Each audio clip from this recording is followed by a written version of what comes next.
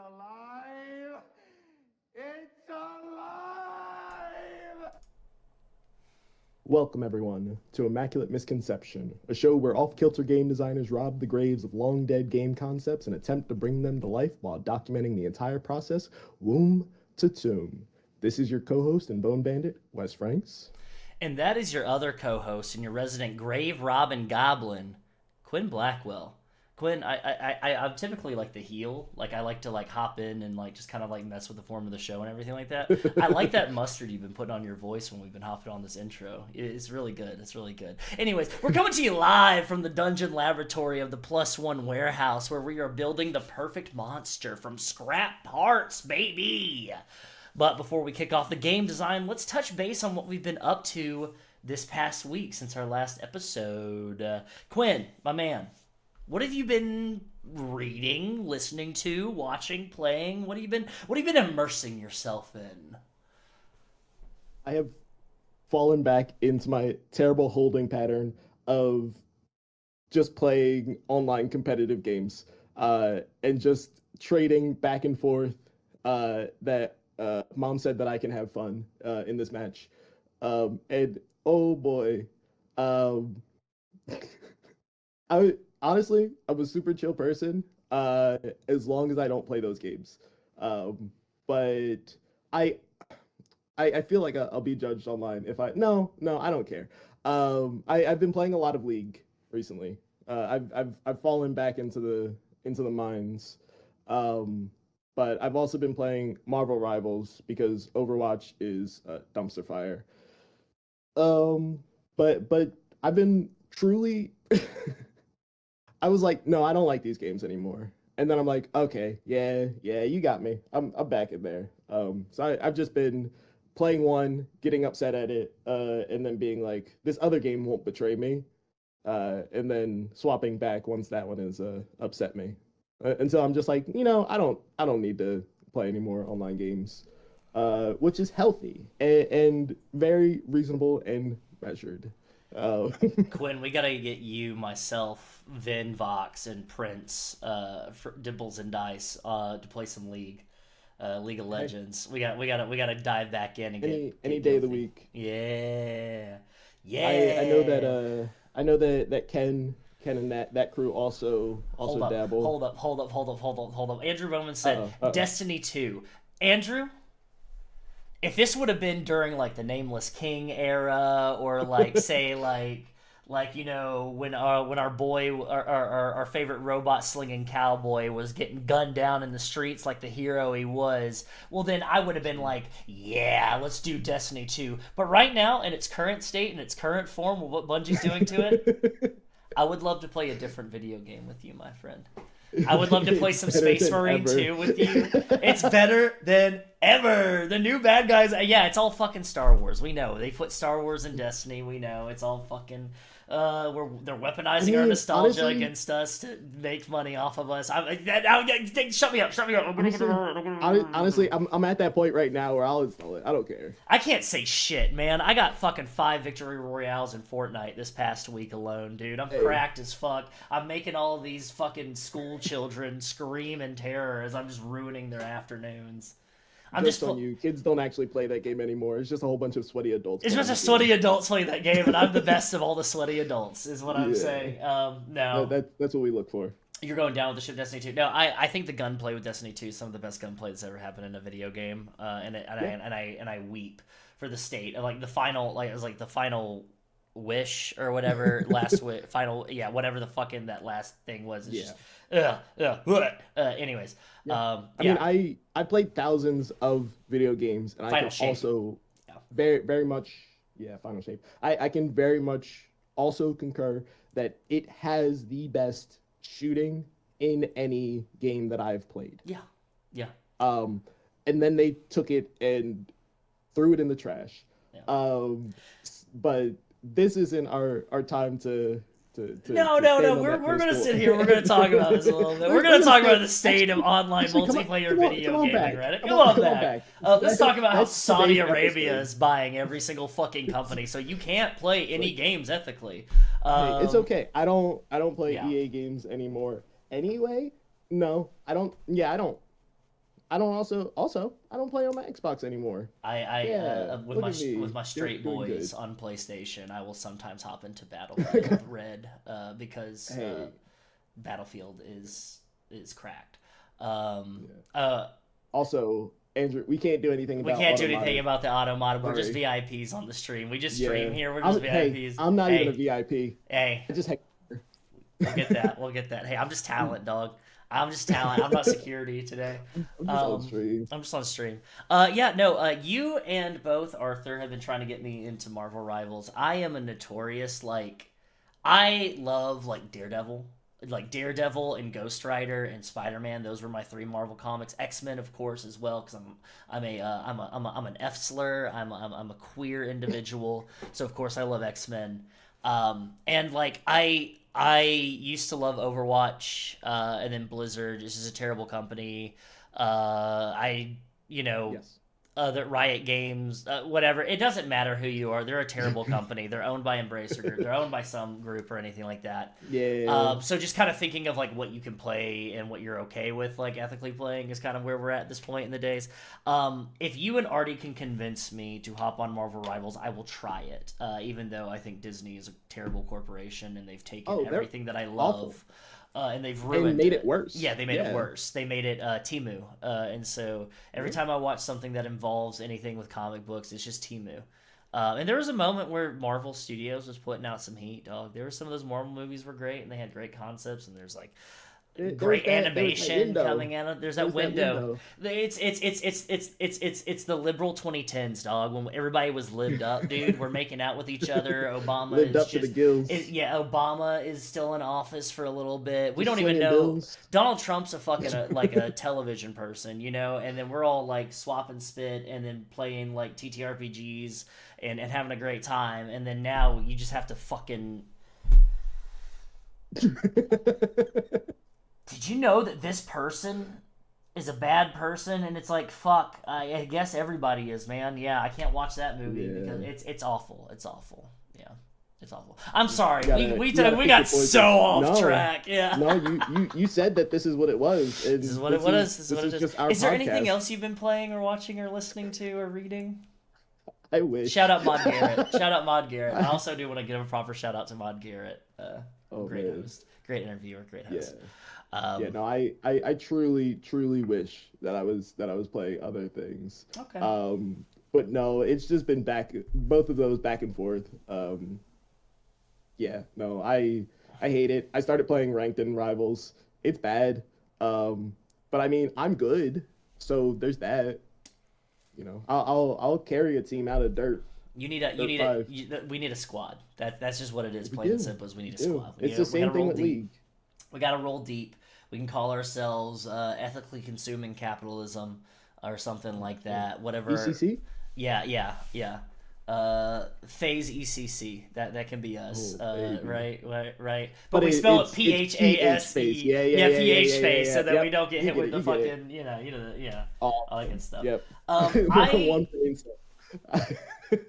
I love talking about media and Touchstone stuff because also I'm just putting off the conversation we're gonna have where it gets into further game design. I love game design, but we're gonna like get into the nitty gritty. So I just kind of like I also just like talking to you and interacting with you, and whatever these folks can chat. This is like body doubling the stream. So welcome to it. Extreme. But now's the part where I get to kind of show off some cool stuff because we're talking about what we've been playing and watching and reading and listening to and everything in this past week. So I brought visual aids because I'm a physical media hoe. I read an article. I need to up my game now. You got to up your game now too. Yeah, I think what we need to do is because we got to lock in because Gen Z and Gen Alpha are becoming physical media people because they realize the only way you get to like have something and actually have it, keep it, is if you actually have it and you can share it with people and everything like that. I feel weird about ownership and everything like that. It's such like a weird thing because I'm a Marxist socialist hedonist and everything. I'm getting this flag. Twitch is gonna come down. The Twitch cops are gonna come and like fucking take me away. We're gonna get auto-modded. We are gonna get auto-modded. But like I wanted to show off some stuff.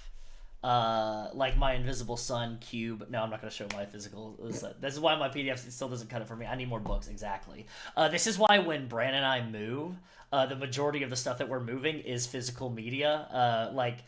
like the people that moved our stuff, they were like, okay, we got all the furniture and everything. That took us like what, an hour and a half, and it's like, and I'm It's like, like, now you have awesome, we're just 30 starting. boxes of books, magazines, DVDs, Blu-rays, and everything else. So have fun, kids.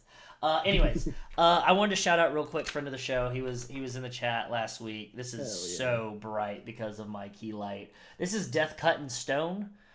This uses Luke Gearing's Violence System. This is a little pamphlet that was handed to me. It's coming soon by Ryan at the Weekly Scroll. This is a skirmish game. And it plays really quickly, and it is essentially the gunfight in the OK Corral. It's Tombstone, but with skirmish. You can use your own miniatures. I think he's going to be looking into making STL files and stuff for his. But it's a small skirmish where your posse is going up against another posse, and you start right up here. Most skirmish games and war games, you start across the field and you're making your way through. You start right up against each other, running towards each other. Exactly. This is all about you are arguing with each other in the street. Somebody pulls a gun. You start with a die roll, and you go from there. It's supposed to be fast, furious, and hopping into it. I can't wait. We should definitely play this with Ryan through like Tabletop Simulator or something like that. Yeah, I know he's got the assets, everything like that. Also, just a couple of new zines. The newness from Adam Voss. Sorry, I say Adam Vass because I took a photo of him at a show. Or I didn't take a photo of him at a show. I saw a photo at the show that I was at where he is like really sassy playing the bass, and I was like, oh, it's Adam. That's Adam Sass playing the bass. It's dumb. Anyways, Cannibal Cook-Off, which is a party game for you and your homies. I'm gonna be bringing this with me next week to New York City to see if anybody wants to play Cannibal Cook-Off. It's a cook-off. There's judges and there's teams, and you got to determine. You got to cook stuff. It's on the tin. It's on the tin. Yeah. I don't need to say what you're doing in this game so we don't get flagged. Sorry. Even though you already said the title, but it's okay. Cannibal Cook-Off. Fucking 13-year-olds on Twitch don't know what a fucking cannibal is. But you can't get any more specific than that. Is it not Voss? No, it's Vass. It's Adam Voss. Yeah, it's Adam Voss, not Vass. Yeah. But I like to say Adam Vass because he's got sass. And then he likes to play the bass. But that's a bass. Anyways, hungry people will hunger for people. Adam exactly. Vase. Adam Vase. Adam Vase on the bass. Adam Vase on the bass. There you go. You get it. Shout out Adam Voss and World Champ Game Co. Also, this game, Freedom. Fucking Adam made this really upsetting but really cool game about suicidal ideation and suicide. There it is. Now we got flagged. About unaliving yourself in Minecraft. You already said it. It's called Hole in the Head, and it's really upsetting, but it's really fun to play. And he made a follow-up to that called Freedom, which is about protests and being at protests and everything. That's the cover. I don't have to say what that is. You know what that is. We're going to be seeing these really soon. They're going to be going up on every street corner. So there we go. Upsetting. Also, stuff that I've been reading, like reading, is comic books. I've also been reading The Rope Artist, which is about like a murderer that is using shibari and kambaku, which is Japanese bondage and stuff like that. It's really fucking good. It's really short too. But in the realm of comic books, I've got 2 of these. This was given to me by Justin Akili at PAX Unplugged. It's Our Brilliant Ruin, The Horrors of Crane Mansion. And it is the 3-issue run from Dark Horse Comics set in the world of Our Brilliant Ruin. This was really fun. It's really great gothic horror and like Edwardian horror and upside down stairs, Downtown Abbey. It very much sells the world of Our Brilliant Ruin, the TTRPG, really well. You should go check it out. It's by Colin Bunn and Christopher Mitten and Pikey Hamilton and Frank Vechkovich. Vechkovich. There we go. Sorry, I had to go back into my... Nailed it in one. I was like, is this Polish or is it Slovakian or is it Slovenian or is it? And then how do you pronounce that stuff? Heaven forbid it might be Estonian. Which also I want to shout out the fucking Absolute run with DC's been doing with like Absolute Batman fighting white supremacists and like Absolute Superman just being an absolute G. Absolute Wonder Woman is some of the best Wonder Woman and like it's the best line that's coming out of DC right now, and it's not even their mainline stuff. Absolute Martian Manhunter has some of the best fucking art I have ever read in a fucking comic book ever. Cover your earmuffs, kids. It's by Denise Camp and Javier Rodriguez. It's got such a beautiful, just like color palette. Like it has all the comic book covers of it are just like super evocative art and everything like that. Like such brilliant use of cover. It feels like a noir spy alien sci-fi thriller that's like super heady and everything, and it's such like an interesting approach to Martian Manhunter. It's got my brain gears turning for like all that kind of stuff. And then finally, I read Our Brilliant Ruin, this beautiful book, and now I want to run it. It's fucking gorgeous. There's 3 bookmarks. I've been utilizing them all last week. The mechanics are really sound. It's kind of a shame more people aren't talking about this game, because like the art in this book is fucking gorgeous. The world building is like, what I'm telling you right now, like seriously, the world building in this game is so extensive. Rachel Wilkinson, shout out Rachel Wilkinson, shout out Justin Achilles, shout out the team at Our Brilliant Ruin. Like they all like fucking put their whole ass into this, and the layout is impressive. It was so fun to read. The system seems satisfying. I can't wait to run it for people. And also, I want to make zines for them because they have a really cool idea of. They've got The Whisper, which is, these are 3-volume set of a world-building newspaper that is set in the world of Our Brilliant Ruin. And it has recipes in it. It also has, like, articles that are adventure hooks. It's more like world-building stuff within it, where all the adventure... Yeah, it's like newsprint, yeah. But everything is, like, it's laid out like this...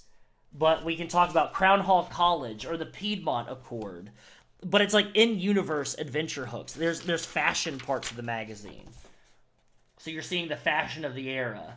You've got, like, there's ads within them and everything. Yeah, this is The Whisper, the leading societal magazine of the Dramark and everything.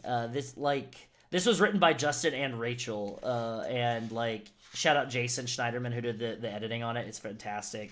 Andy Foltz on art direction. All the fucking art like is across their team. Evan McKenzie, Seven Terse, Jabari Weathers. Like serious heat, unsung heat on this team that are making some really cool stuff. So check it out. The End Times percolating. Yeah, special interest peaked. Exactly.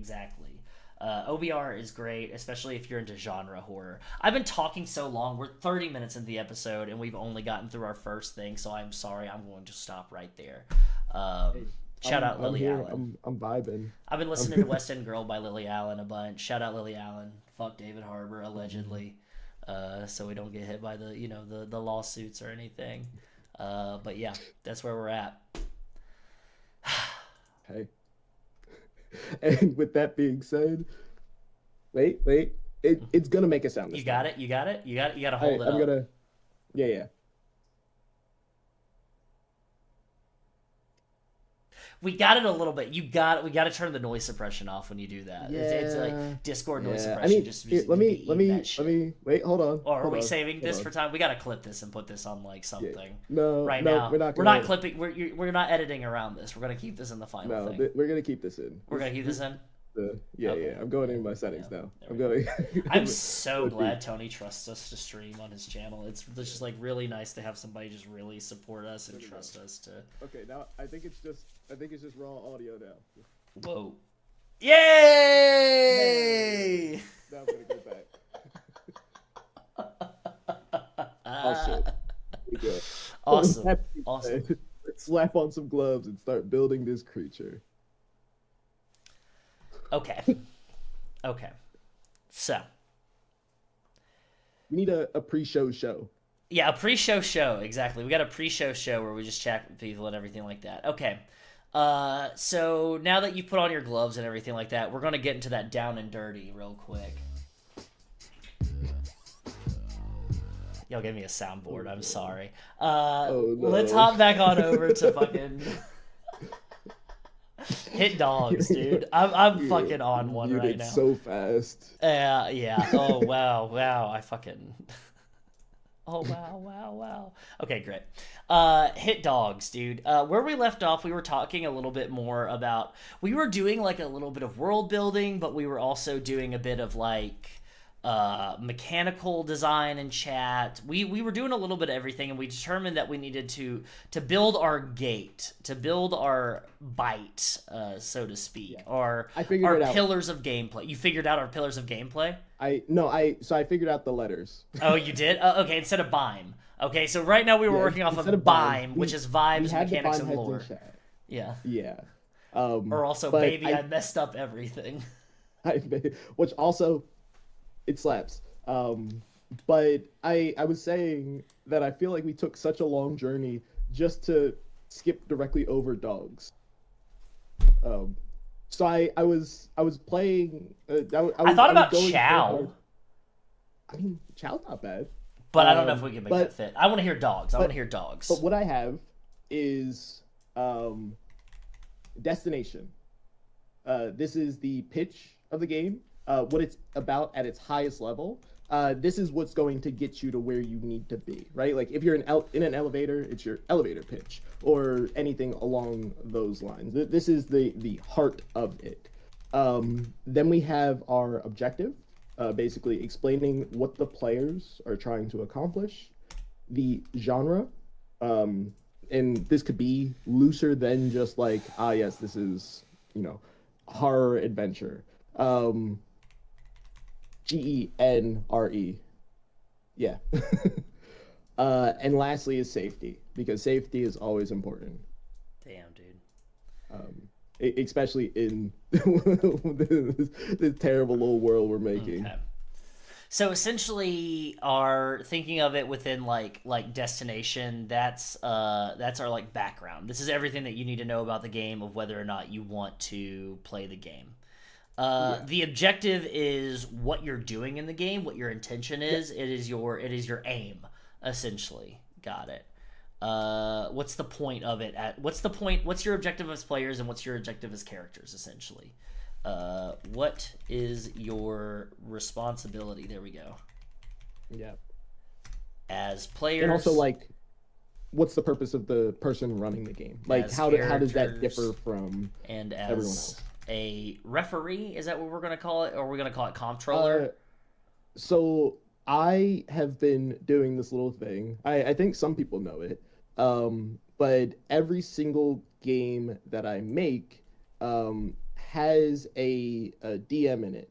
But because we're not allowed to use Dungeon Master, I have been reworking it to something different in every single one of my games. So for Wolves at the Lake, I have the Den Mother. Yeah. For Salt the Earth, I have the Divine. No, I have the. Oh damn. For Magical Girl Machine Gun, I have the Divine Matron. There isn't one for Blueberry Wine because it's a solo game. It's a solo game. But it's just been like that. That's been my goal. It is like, how can I toe that line and spit in the eye, but continue to make I appreciate that as like we should reclaim diddle because that has had such like negative connotations to it. Like diddling and diddle has such like that. There's a stake around that. I feel like you should say the entire comment before you just say diddling. Yeah, diddle maestro. There is context with that. There is context. Yeah, there's context with that. Please trust me. Please, context. Help me. No, yeah, I appreciate this. Not your clipping. Yeah, we should reclaim diddle. Yeah, go ahead and say, I think we should reclaim diddling. There's nothing inherently wrong with that statement. There's nothing wrong. I'm saying, like, honestly, like, Vin's like, you're done. There's nothing wrong with the statement of saying we should reclaim diddling because it has such negative connotations now. That is me. No. Now I'm getting worked up. Where it's like now I'm getting worked up. Where I'm like, no, I have to defend myself. God damn it. Well, that's the thing is like, all the wrong reasons. Yeah. Well, honestly, it's probably best for my career right now. Is like, this is probably like the best where I need to be. Yeah, just fucking get the Anton Sugar fucking cow pistol, the pneumatic fucking gun, and put it behind my head. Tell me to call it, friendo. Anyways, okay, hopping back to this, and so we're thinking. Can I just say I hate the term Dungeon Master for any other game in DM because that is so specifically like Dungeons and Dragons. Like that is Dungeons and Dragons thing and everything like that. So I appreciate your approach of like I have DM because that's common nomenclature, like calling somebody a DM, and you don't want it to be like, oh no, it's called storyteller. Oh no, it's called the MC. Oh no, it's called the keeper or whatever. Yeah. I get it. I can get that. I can get like behind that. Our brains already have these paths like carved in them, so to fight against them is like trying to fight against the flow of the water. Yes. But I think that we can take it and be like, oh no, actually, DM has always meant this thing. Yeah, DM has. This is the first RPG you're playing. Yes, this is what DM means. DM always means den mother. Oh yeah. So. I think the specific name of it currently doesn't matter. It's just the general, like, we know that there is going to be a person in the facilitator role. Yeah. A person running the game. This isn't going to be, I mean, it could be a GM-less game. It could also be a GM full game or like a GM-less game or any. We have Kennel Master right there. Yes, we do. It's right there. It's like it's in the universe as well. It is. And the Kennel Masters also do, handle the dogs or they handle the dogs. They handle the hounds. I'm just saying. Yeah, I'm here for it. I'm definitely here for it. I also figured out because like sometimes I'll have thoughts, and then I'll swing back and I'll be like, why is my brain like connecting these points in this way? Yeah. So I was trying to figure out why my three like major pillars are vibes, mechanics, and lore.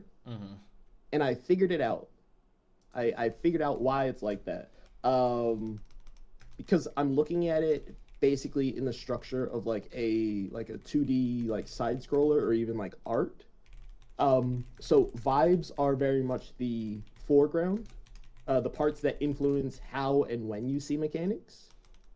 The mechanics are the middle ground. This is where the game itself lives, all of the moving parts that you are actively interacting with. And the lore is the background, the parts that don't actively influence the mechanics or the vibe, but help determine where you are in this world. So I was like, it's just like more art terms and like more video game bleed into all of the things that I make. Got it. Yeah, that does make sense. That's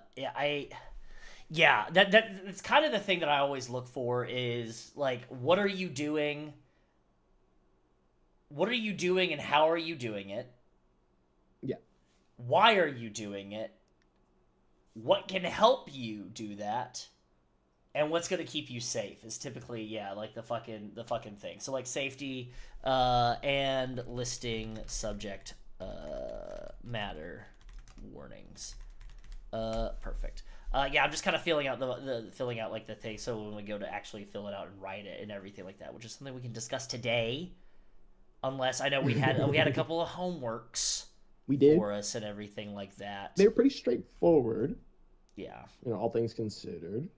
Because they should be there, but I don't think people end up using them because of the social pressure situation. I think that's why just putting them in the game, building them into the mechanics-wise, is the best way to get people to normalize using safety mechanics. Instead of being like hey, you should fucking do this. You have to do this. Here's a gun to your head saying you have to do this, or else you're a bad person. That like you were a bad person. Having them ingrained into the design, the play structure of like having, this is our session 1, this is what happens in session 1, we go over all of these things, easily normalizes that conversation. It brings it to the table to where it's like, hey, this is a rule of the game. Like, and as long as you can highlight that, and then when you get the fucking assholes who are like, well, that's a dumb fucking rule, that's a woke DEI rule or whatever, then you can say, okay, leave. And it's the easiest thing in the world. Yeah. And you go like, well, that's my brother, or that's my friend or whatever. And then I tell you, look, I'll be your brother. I'll be your non-binary sibling. I will take your brother's place. Or if that's your friend, I'll be your friend. Get rid of that friend. You don't need that friend. Or if you want to defend them, you can also leave. Yeah, I mean that too. Yeah. that's just like that. I'm trying to have an open door, but you know, Quinn up there, down there. The beauty of That's open doors is that they swing both ways, and they swing fast. They swing fast. You can call me Dad. Sorry. Not Sorry, stepdad. That's Sorry, Sarah. Champ. Sorry, Champ. That's my mom's boyfriend, Sarah. Thank you very much. Yeah. My bad. Yeah. No, you can call Sarah Dad all you want to. That's your prerogative with like the stepdad or whatever. But I just like I have a dad, and then it's like Sarah is there, and like Sarah's cool and everything, but that's like my mom's boyfriend. Bunko. Yeah. Don't let the door hit your ass. Exactly. Champ. Killer. Yeah, you got him. You had all of them. It's almost like Andrew's a dad or something. I don't know. It's like it's just inherently there. Oh snap! Dad just stepped up. Yeah, we had some like some homeworks for us to like be thinking about mechanics, but also be thinking about setting, world building stuff. And like you obviously did it. You thought of dogs. I think destination, objective, genre, safety does cover all of our topics and everything like that, to where we can fit. We could fit like vibes into another part of that, into genre, and we can just call it the word that I like to use, touchstones, because this is how I scaffold my own personal things into design. And then some words about, oh, what the fuck?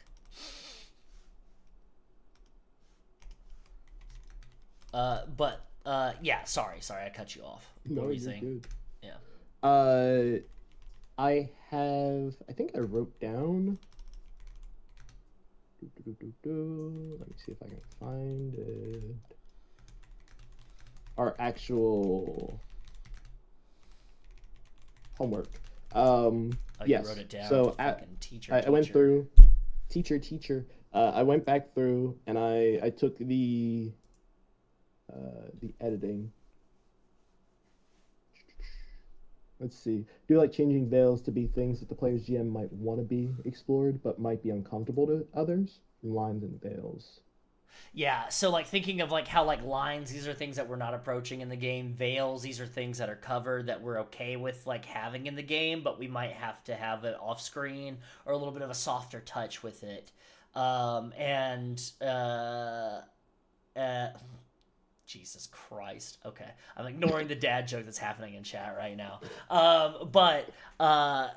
And then I always like to include highlights or interests. These are invitations even. I love, and I know that like the J Dragon concocted the safety grid or whatever, where it's just like we're gonna have the 4 axes, which is like what are the vibes, and then we're gonna place like the things that we're uncomfortable with and where they lie on the axes and everything like that. I know that's a really good visual aid and everything, but I love saying like this is a line, this is a maybe something. I would always want to find a better word than veil, because veil, it makes it feel bad when it's like what I really want is like we're okay with this, we're just going to be careful around it.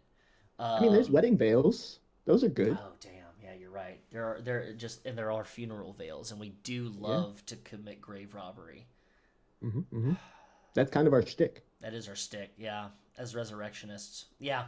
Okay, so yeah, that's fine. They can stay. But I like lines, veils, and invitations, maybe, because it's like these are things that we are inviting at the table. These are uncomfortable things that we are inviting at the table, and then also like inherent subject matter warnings. Like when you like read the between, and it's like the between is like, hey, things can be off limits in your game, but these things are inherently in this game, including like ritual sacrifice, violence, like sexual themes, like classism, like those sorts of things. Like that's the point of the game, is in investigating these things. So in the There's interest of violence in there? understanding, yes, there is violence in there. There's so much. There's so I don't know much. if I can play it. I gotta get you in the game. We don't need to talk about public access right now. The character you play in public access. Ooh, boy. Ooh, bully. Yeah. But yeah, like that sort of like, these are inherently involved. Open door policy, real quick, is just, hey, if you have an emergency, you can get the fuck out if you need to at any point, and just like go ahead and let us know down the line. It's all right. This game has sriracha in it, by the way. If you hate spice, don't order it. Yeah, that's the whole thing. But you will still sometimes get Karens that run up in your fucking game, like your Twitch stream or your Discord server or your social media at all, and they go, hey, so I don't like this. Can I just take it out? Or can I change this? Hey. And it's like, well, no, this is actually kind of like a weight-bearing, like, mechanic. It's a pillar for a reason. It's a weight-bearing spice, so, like, you probably don't want to remove it, or it's going to be bad. And they go, I'm going to remove it anyways. And then they come back and they say, hey, I took that thing out of your game, and your game is bad. And I'm going to say... Yeah, it's bad now, actually. Sorry. Yeah, it's like yeah, the game is bad now because you removed a core part of it. Thanks. It is no longer the game. Yeah, thanks for, like, saying, hey, I want to make your car better, and then I remove the fucking brakes from it. That's fucking great. That's, like, so great. You're just like Pep Boys. Shout out Pep Boys. Efficiency. Take out the back seat, remove the brakes. You got it. And it's the perfect car. Chop that bad boy down. Bruh. Perfect. Too much power. That's why I don't like running games for younger players. I don't really want someone's mom blaming me for their children becoming way cooler after my campaign. Well, what happens with that, T-Futures, is then you just start, dating the mom. And that's just great, yeah. And then she realizes you're the dad who stepped up. Exactly, because then she realizes that the dad is actually really fucking lame because he takes the kids and the mom out to Cracker Barrel every Sunday. Mm-hmm. And then you realize, damn, except for the chicken and dumplings, Cracker Barrel ain't really all that. And so, you kind of step away from that. And then you're like, but hey, I can go ahead and take you someplace better. And then you go ahead and you start making them food. You start making country fried steak with gravy and the fixins and everything like that. Yeah. And then they're like, damn, Wes is like way cooler than Richard. And it's like, Richard, your father? And it's like, no, that's Richard now. That's just first name basis only. Wes, these tangents. I'm taking. They're not tangents. They're accents. No. It's like tinsel. 'Tis the season. This is the spice, actually. This is the spice. This is the show. The stream. This is why it's 2.5 hours to 3 hours. Did you not know?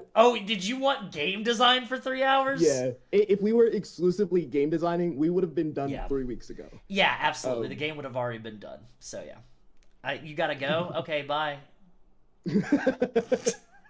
So, this ain't an airport. You ain't gotta fucking announce your arrival and your departure, big dog. I'm sorry. You gotta specify. I'm fighting Ben right now in the chat. You're not just saying this to a random chatter. I gotta say that it's to Vin. Yeah, this is to Vin. Yeah. I am saying this to Vinvox right now. Specifically. Open door. You get open door. That is a perfect example of the open door. Absolutely. Yeah. Great. Okay. So, within the realm of like concocting these dogs, the destination, objective, genre, that kind of thing, which I guess mechanics, that would be under objective or destination? Mechanics, I think, would be under objective because it's the things that the players are actively like interacting with. Okay. Building a case. Oh no. Yeah, I keep fucking telling Vinvox VA, take me out, dude. Take the fucking shot, man. Take the shot. Stop loading the magazine and take the shot. Take the shot. You only need one bullet, dog. Fucking pull the trigger, take man. The shot. I'm like a scalded hound in the street, just going, arr, arr, just fucking yowling and howling for somebody to put me down, and fucking Vin is just like, we'll let him enjoy his life a little bit longer. Wes will holler. Hit Wes's will holler. There we go. I could turn myself into a victim real quick. Clip that, please. This is. Perfect. Send All that right. to local PD. Yeah, there we go. And then lore would probably go under that would be genre or Goodness destination. gracious. Uh, I feel like either they kind of step on each Destination. other's It's the toes at pitch of the times. game. There we Yeah. go. Yeah. Cool. Cool. Cool. Oh no. Goddamn t-shirt. Put me on a goddamn t-shirt, please. Speaking Make of hard t-shirts, moves. You can find it now in the shop, or if you go to the conventions that we're fucking at, you losers, and you can buy it. It's $25. There's also a hat. They're cool as shit. The design was made by Adam Vass. Also, shout out Health. That's the album that was playing before when you're listening to it. The band Health. Get Color. Yeah. It's their independent But you only album. get it if you're on stream. You only get it if you're on stream. You have to be on stream to hear the cool music. To hear the cool music. Or you can also Sorry, I like don't go make the buy it. rules. You can go buy it from youwillloveeachother.com. Yeah. You go to the shop, and I want Health to make as much money as possible. So they're good. They're Hell good yeah. fellas. Health yeah? Health yeah. Health yeah. Health yeah. Health yeah. Shit. Put that on a shirt. Put that on a shirt. Okay. Anyways, talking about making hard moves. Okay, so we have our dogs now. I've got everything all kind of like laid out and everything like that. Yeah. Is there supposed to be music playing? No, there was only at the top of the show. If we start getting into like I am typing, we're just typing a bunch of stuff, then I will turn on some music. So it's just like kind of like vibing and everything. But right now it's just us talking podcast Honestly, style. I'd like to make some music for this. But Yeah. you know. Yeah. Pipe dreams. Yeah. I would like to not have to worry about balancing my car payment and groceries, but you know. Sorry to make it about me. I'm so sorry. It's just immediately Time to just start hitting- balancing. Time to start balancing. I'm sorry. Grab a fucking checkbook, dog. I don't know what to tell you. Get a Someone who job. understands money, please. Please. I spent so much money. On. I couldn't find anything around me. Lighters. I have so many lighters. We have so many lighters. So much money on scenes. Okay, so Please, my family is starving. do we want to go ahead and write out these pillars of design and everything right now? And do we just want to work our way one by one down and get them all written out and everything like that? Or do we want to pivot over to mechanics again? Because we have like a general overview of like the setting and like what are what's the comptroller, what's the adjudicator, what's a kennel master, what's a hound, what's a pup, like that'll all like I can like go ahead and start like adding some stuff there. But like, do we want to dive directly into mechanics and then writing these things out? What are you feeling? I'm very much at the whims of my own brain. But I like the idea of possibly running with mechanics at the moment. Okay. Flashbang myself again. Hell yeah, dude. Hell yeah, brother. Hell yeah. But wait, can I? There we go. Cool, awesome. What is happening? So, in doing, all right, yep. Sorry. Sorry. Our homework that we had set up also included mechanics of blackjack plus dice equal Yahtzee. There is no question mark, but I put it in the inflection.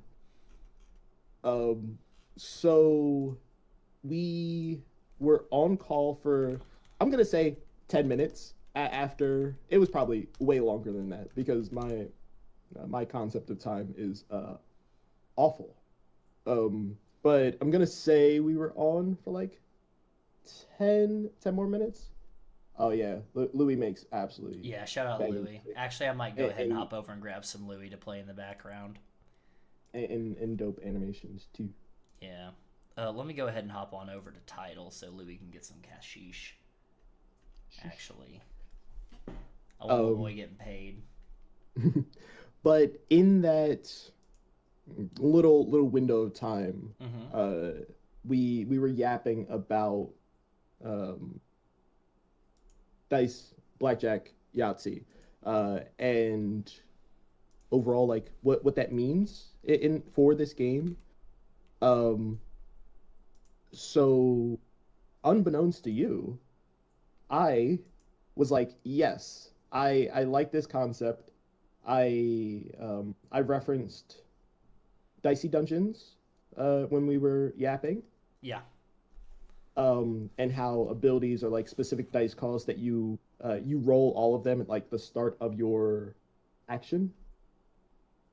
Um, and then you can like spend those dice. And then some actions will be like, oh, you get to re-roll dice, or you get to like add additional dice, or so on and so forth, right? Like that's the I think we can still have like a dice pool system with all of this as well. I like the concept of the hounds still having a more of a focus on just like brute strength, just more dice. That feels like thematically correct. Yeah. I also enjoy the idea that like the closer you get into like wastoid, the more like abilities and like interesting things you can do with those dice.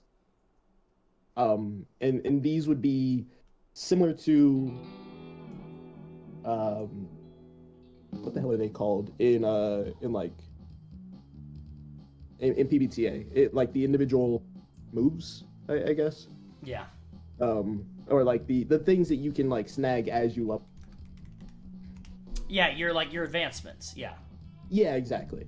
So I like the idea of our more wastoid teen advancements being things like, oh, if you roll doubles, then you can like consume both of those and do like this ability or something along those lines.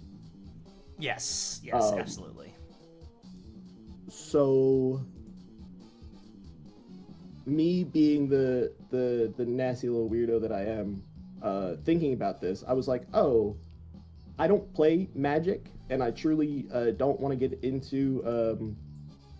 Can I say paper crack? I'm gonna say paper crack. Cardboard. I like to call them NFTs, especially when it's Magic the Gathering Arena.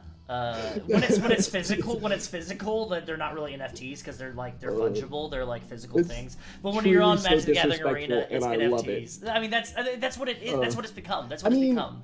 It used to be a thing. It used to be a cool thing. It used to be a cool thing. Now all the hot cool people are going back to Yu-Gi-Oh and the Gundam TCG.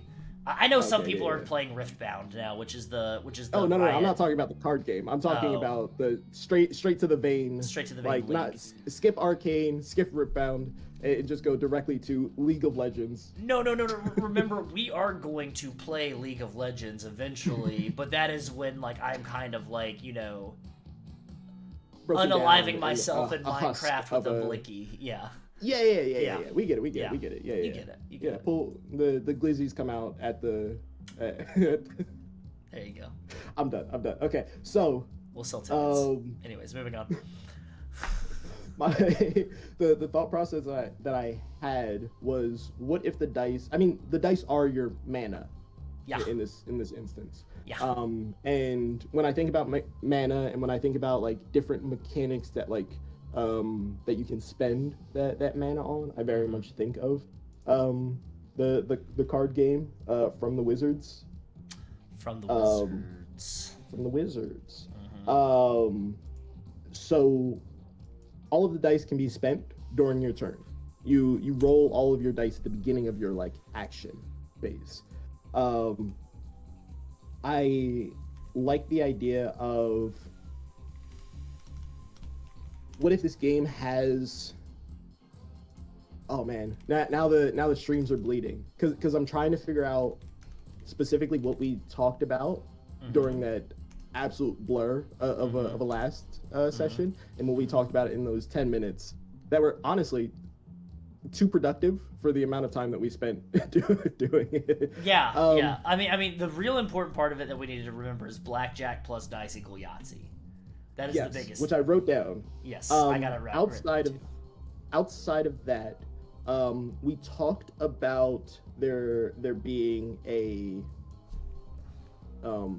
almost a skirmish mechanic here. So instead of it just being like theater of the mind and range bands and that type of concept, it being you are actively like boots on the ground doing the thing. Yeah. And I think that when we were talking about that, we were trying to figure out systems that are possibly already in place or things that it's reminiscent of. And I had brought up the Carta system. Yes, Carta. Yeah. To still bring the cards back into it, to basically build the individual maps.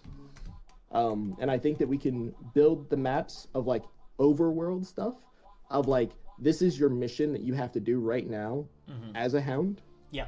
So it's like similar to like a Darkest Dungeon, where it's like, oh, clear 80% of the cards, and then you can like leave and go back to camp, kind of, sort of. And this is like the day's work. Yeah, that's right. To build the hall. So each mission has its own hallway that you take cards and you lay them out in that diagram. yeah, But they're random cards. So when your character lands on them, you flip that and it can be, oh, there's a benefit, or there's a trap, or there's nothing, that kind of thing. Yeah. yeah. Or it's just like, this is narrative flavor, and it's just like, what does this mean for our hounds? Also, because the greatest artist steal, I really love the concept of what if those narrative pieces, instead of being exclusively just, hey, I'm going to read this card to you, or like this like little blurb or whatever. I really love the idea of like, what if this is a paint the scene? Oh, negative or neutral triggers coupled with a paint the scene, kind of like how has like the how has the environment shifted because of the combat, that kind of thing. Yeah, or like you are interacting with like individual people, like how do they see that like you have changed, and like how do you feel about this? Like it could be similar to like turning keys and getting like a little bit more backstory of your individual characters, or it could be like, how can you tell that this place used to be a happy place before the violence that took place here, or something along those lines, right? Yeah. I think there's a way that we can dive into that without it feeling too much, you know? Yeah. Because like the whole thing of like making sure that combat is light and it paces well, but also it's interesting. So I think this is a really good direction to head. I like this. Sorry, I keep cutting you off. I just want to. No, you're good. I mean, that's the brain. Yeah, absolutely. So yeah, using like a very hacked Carta system, very the rough concept of it, to not only lay out like the structure of like the missions themselves, but if any of those cards that we land on are combat, then we dive into like another map that we've like set together of cards, like another tableau, if you would. Yeah. And that tableau would be all like face down cards. Yeah, league is bad. Don't do league, kids. All of them starting off as face down cards, except for. Hey kids, I got a baggies full of misfortune for you right here. Hey, ain't it the truth? And like the card that you start off with is face up, and the card that like whatever you're fighting against also starts face up. And like you are exploring the area, you are like pressing forward, pressing back, very very skirmish game type vibes. To bring it back to the idea of like your dice being your mana pool, I wrote down a whole bunch of stuff. Any of these things can be refuted, but these are just things that I was like, yes, also this thing, always this thing. So all of the dice can be spent during your turn. Some upgrades give you more basic hits or moves or things along those lines. It's a little out of order, but it's okay. you're still playing Yahtzee, where there are like base moves and individual moves for like who you are. So I think the base moves are like everyone has access to these things. Everyone can always pull these moves. So essentially what it is you're spending dice to be able to do it. Like you're having to roll the mana dice determines the outcome of your moves and everything. Okay. Yeah. So you'll have like one spot, like this will be like on a character sheet or something along those lines. But you'll have one spot. Nice. Set the mood right. There will be one spot on your sheet that is movement. Mm-hmm. So you can spend a die of any pip on that movement spot. So it's like, cool, I want to move far this round. I'm going to spend my 5 pip die. So now I can move like 5 spaces, okay, or something along those lines. And I want to. There's another spot for like basic hit, and it's like, or like however you want to go about it, and it's just like whatever you put there is your basic attack, and however much it is the amount of damage that you deal, or the amount of damage that you would deal if like they don't have any defenses or anything along those lines.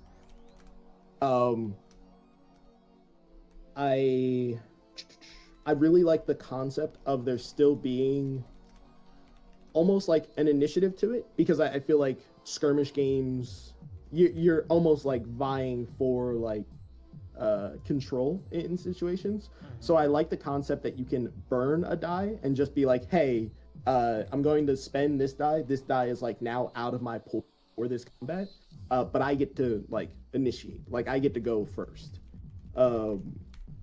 And I think there's ways for like when we have like your hound moves, like the things that you can do that set you apart, like because we're talking about having the skirmish style combat be like XCOM, where it's like there are different, like this is like tactics, like Final Fantasy Tactics, Advanced Wars, or XCOM, Darkest Dungeon, whatever you want to do. It's combining all these things together.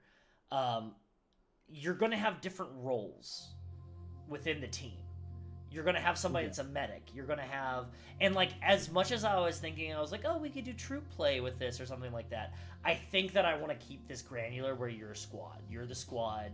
You're a squad of 3 to 5 people, and that's who it is. Like, that's in, like... There might be NPCs that help you in your squad. There might be, like, otherwise. But I think, like, keeping it to that kind of core mechanics where you are focusing on as a medic or a engineer or a hacker or a weapon specialist, or a demo, or like demolitions, not demo, or like even just like you focus on like you are a janitor, like that is your like custodian, sir, like you clean You're up. You're real messes. Good at cleaning. Or a scout, like having these moves to where it's like, okay, for initiative. No, we are not making this. This will be the thing. Is like all the time I talk to people, they're like, I'm trying to make a unique thing. I'm trying to make a game that nobody else has ever played. To quote, I can't remember who it is that said this, but please correct me if you figure it out, where it's like, there's only 2 types of movies in this world. There's Citizen Kane and Wizard of Oz.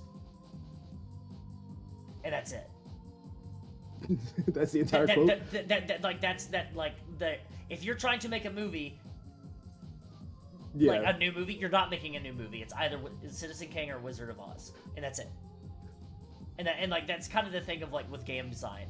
Is that I'm sorry, somebody, if you're trying to like be groundbreaking with it or something like that, somebody has probably already done what you're thinking of. They did it in the 80s and they did it with GURPS, or they did it with like something like they like that kind of thing. And so if you like getting yourself out of that, I know 100% was. I know it's a joke, Andrew. You know, I know it's a joke, but it's this is a really good point to make, because you're going to like have people that are like, oh, it's like this, and you've got to be ready to say, yes, it's exactly like this. So saying yes, we are absolutely making Destiny 2. We are making Destiny. Like, you have to be able to say, yes, it is like that, because you want to lean on that. You want people, when I'm selling games, if that's like, their touchstone, then like run with that. Like Before the Bog God selling it, like it's like The Witcher. telling people it's a 2-player game and that's like The Witcher. Is that overgeneralizing thing? Yeah, nothing new under the sun. Exactly. Like, that might be overgeneralizing it, but what it's also doing is giving somebody a touchstone and anchor point that they can hook onto, and then that opens them up into wanting to read further, and then they learn, oh, it's like that, but it's more unique. And then that's where you kind of Red barrels explode. Red barrels explode. There's no reason to be like, yes, these are the green barrels that explode. It's like, no, those are poison barrels. Like, they leave a spot, you get poisoned. It's just how it works. They act just like red barrels, but they're unique in the fact that they do something different, and that's game design. That because what we are doing is that we're iterating, and I think that's really cool. So thank you for bringing up that side tangent. I could go and like rant about as well, Andrew. I appreciate it. Yes, and I will start installing Destiny right now. Wait, that wasn't the. Oh, my bad. Okay, so outside, I do really enjoy like it feeling like, okay, cool, this is your character. When you go to like the upper level, you obviously are like answering for your character, but I think that there's a lot more leeway, a lot more flexibility to be like, and you also have other people that you command or push around, like people who are on the payroll that are like absolutely like, oh, this person is a snitch and is willing to like give me information because I like continue to pay them, but as soon as I stop paying them, now there are and things along those lines. I also really like the idea of like the scout, or whoever is like the quick in this instance, if they burn a die to roll for initiative, it goes back into their pool after that first round. So it's like this is how they work. They're expected to burn that die and to get in quick, do whatever they need to do, and then next round they're back in fighting for. Same deal with like unlocking more spots for like basic hits or basic moves, where it's like you can spend, like, now that you're the quick, you can spend 2 dice every turn moving, and you have to do like that full movement when you spend that die, but if you spend another die, then you can get another full movement away or something along those lines. So it changes the play in space, where like I feel like a lot of the early fights are going to be like, you run up to them and you smack them, or you notice your surroundings and you like shoot a barrel that is next to them that they're all like standing around. So you start off with like the chaos and the fire and all that, because again, it's a red barrel. But outside of that, I already said this. You can always spend a single die to move. The number on the die specifies how far. You can always spend a single die to do a melee. The number on the die specifies the damage. And then this is where it gets into like the more like minutia of it. But I like the concept of sometimes you have to spend like an odd die, even die to do a thing. So like you can always spend an odd die to either dodge or break a grapple, which means that any dice that you don't spend during your turn can still be used as mana in like defensive ways, either as like a block or dodge or a counter or something along those lines. Again, like I was saying, very Magic card game inspired. I like that. And like using mana right now is like a tentative, like, this is what we're calling it right now. I would love, as we get to like getting to like actually naming stuff, calling it something like juice or we something have the like name that. Of it. We do? Yeah, it's at the very bottom of the poem. Sway. Your sway. Yeah. Your sway. Got it. Yeah, perfect. Okay. We can bring sway into it. We don't have to spell it like that, though. We can spell it S-W-A-Y, though, to make it a little bit cleaner. Because, like, spelling it S-W-E-I-G-H was kind of leaning into that old English witch kind of stuff. So, I mean, if we want to lean into, like, this is, like, a techno-fascist future where there's also, like, witch elements into it, I'm not opposed to that. I think that'll be, like, a good, like, kind of like world building vibes, like what does the world feel like, because we might want to lean into a cyber gothic future like dystopian thing. Yeah. I don't know, where it's like Bloodborne but also Judge Dredd. I don't know. That's not bad. That's not bad. Ooh, hold on. Sway. So outside of that, Okay. you can always spend an odd to dodge or break a grapple. Okay. While grappling, that die that you spent stays spent. Yeah. So until that grapple is broken, you can't spend that die again. And yeah, you don't get that die back until the grapple is broken, or you decide, okay, I release the. And I like the idea of like, you can always spend an even to grapple or to move someone. So like odds are countering, evens are like offensive. Like, Go ahead and start like copy and pasting those into like the mechanics section that I have in our episode doc here. Andrew, I want in. JK, I probably can't. We have with the show is we have to see how much we can do ourselves before we start bringing in people. Is like a big thing of it, but we might. I mean, we're going to be bringing in guests. I think the first game we're going to be doing it ourselves, and then we're going to be bringing in guests for the other ones. I don't know. We're building the bridge as we're like going across it. So yeah. I wouldn't mind bringing in like start making like small games, like a small like sub season side projects where we bring in a guest. You said James? James. Glenn and I met about something today too that I want to pull you on. Oh my god, everybody's wanting to pull me. In every which direction. Everybody's wanting to tug and pull me. Oh dang. So last two things that I have attached there is that you can any dice that you have remaining, again, you can spend those to block damage. Okay. So I kind of like the idea of it being like one die blocks one damage, no matter the value of it, so that it isn't like, yes, you can't touch me this round. What was that? Maybe you cut out a little bit on that last part. So I like the idea of you spending that die and that being you block one damage per die spent to block. As opposed to it being like I have a 6 on this die, so now I block 6 damage. I like the idea of there almost being like a tank or a vanguard, like their entire purpose is like the pips on their die is what they block. But maybe something in like the opposite of like whenever they attack, they don't count the pips for attacks. They just use that die as like 1 damage. I love that. So it like they are very strong at being in the front and tanking stuff and soaking damage, but they're not going to be, they're not paladins. They're not also your highest damage dealer. Yeah. They could be. And I know I play paladins. They could be. Just saying. I'm gonna write down some of this genre stuff so we don't forget it.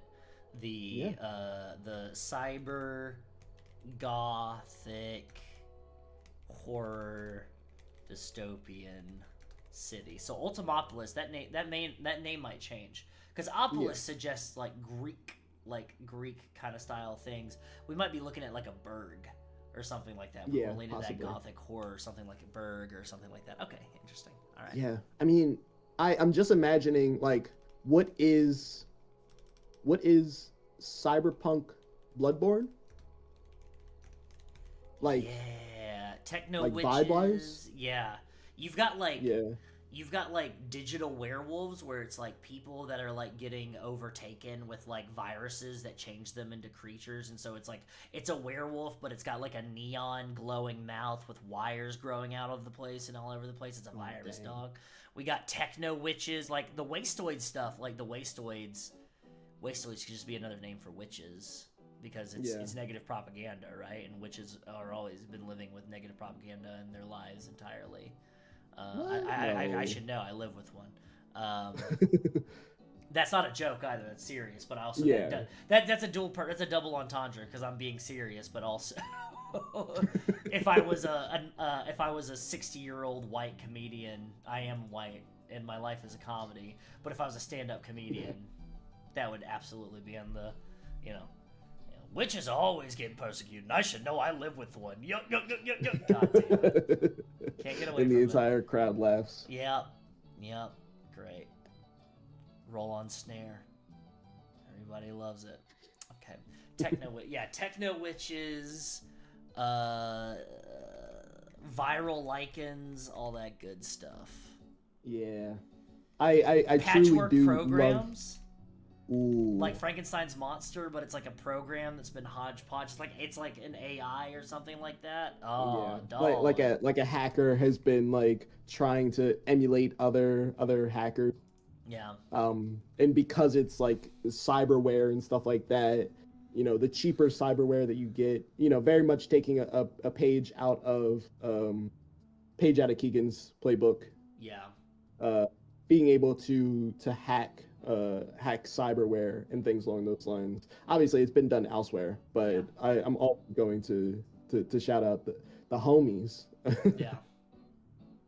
I would love to have like a hacker. Blister City, by the way. That's the shout out. Shout out Blister City. Yeah, there's also some cool stuff that we can like look at that they're doing with Hinterlight, Gossamer Coast, and everything. With like what they're doing with Rhyme in the city and everything like that, and that kind of building.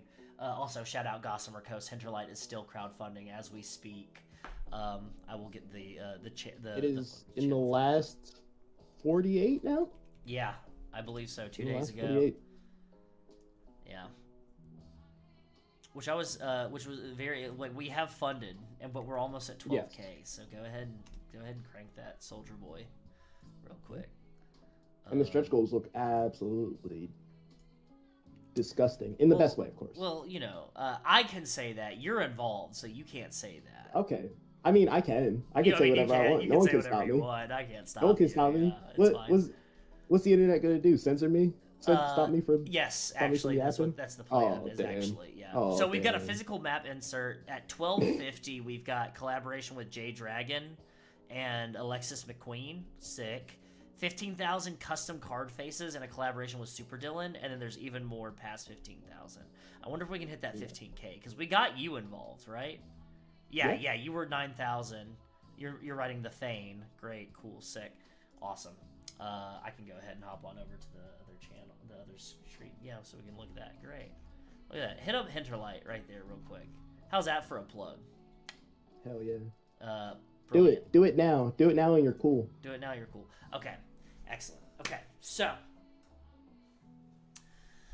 all right, I like the idea of like using your mana, using your sway to block damage, and it doesn't matter what the damage total is. If you use it to block, it blocks it, right? We're not doing the Magic the Gathering thing where if there's any left over from the number that bleeds through, or do you want that to happen to make it feel deadlier? I like it feeling. I don't think we're pulling punches. Okay. I don't think we can.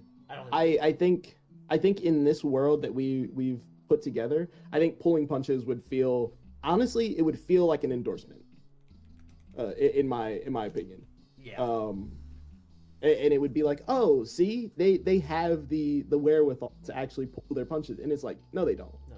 Like it is completely full hand fit.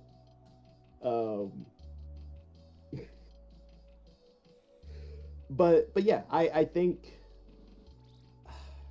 I think that I want this game to be bad. I want this game to be to not spoil anything that is, for a show. I won't even name the show because then it's even less of a spoiler. But Thank you for being so careful. You're like so careful with everything. This is not a bad thing. You're like so careful where you're like, I want it to be perfect for the show. I don't want to spoil it, but I want to refer it directly to help prove my point. And I'm like, I'm going to say the F-bomb, and I'm going to talk about killing myself on stream and everything. In Minecraft on stream. In Minecraft on stream. All that good stuff. Yeah. But You're so much better at this than I am. I've been fighting against my filters this entire time. I've almost said heinous stuff so many times, and I'm just like, thank goodness these filters are.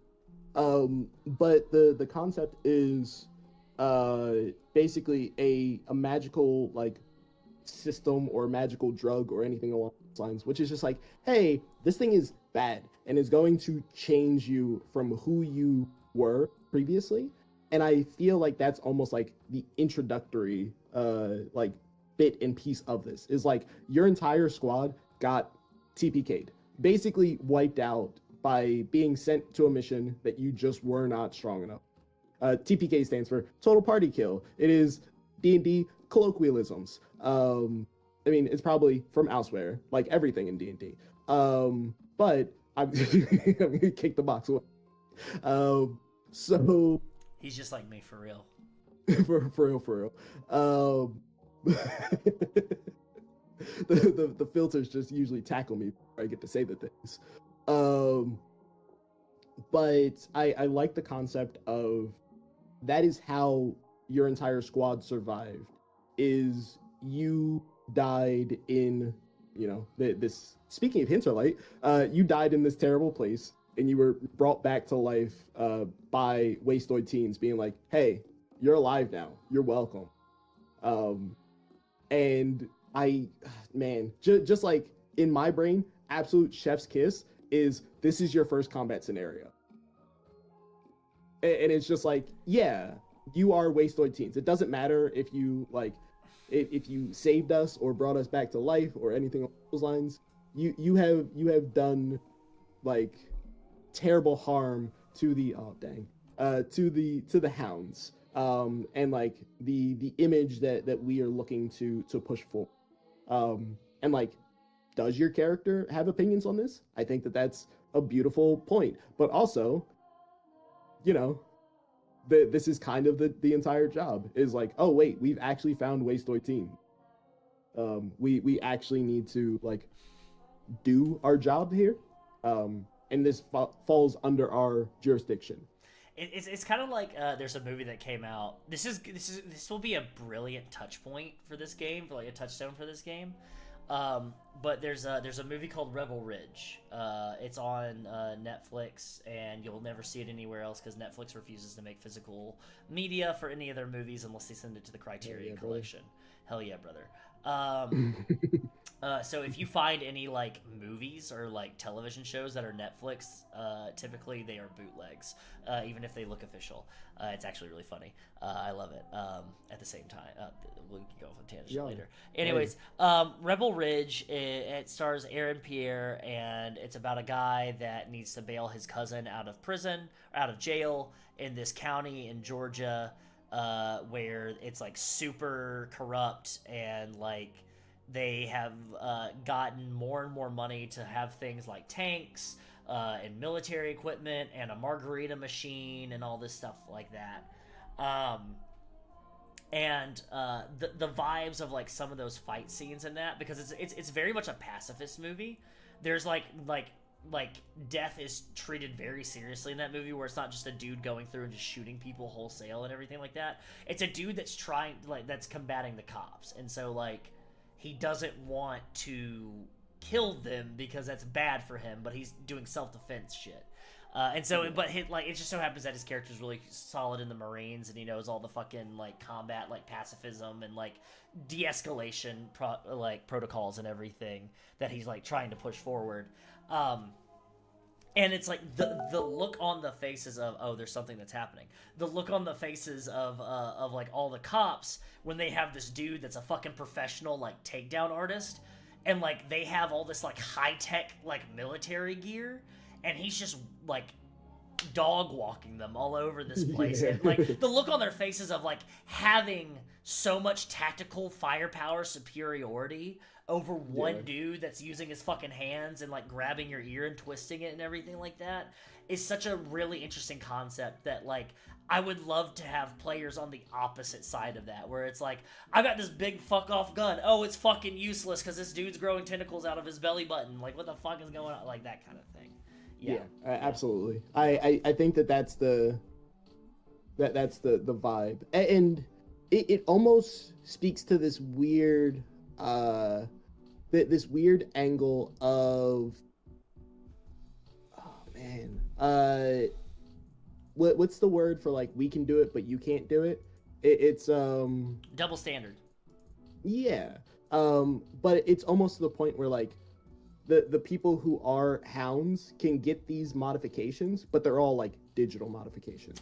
Yeah, But the wastoids have been like actually infected with, and they are physically changing. So because of that, even if they do the same thing, it's like no. This is like the correct way to do it. This is the pure way to do it, or anything along.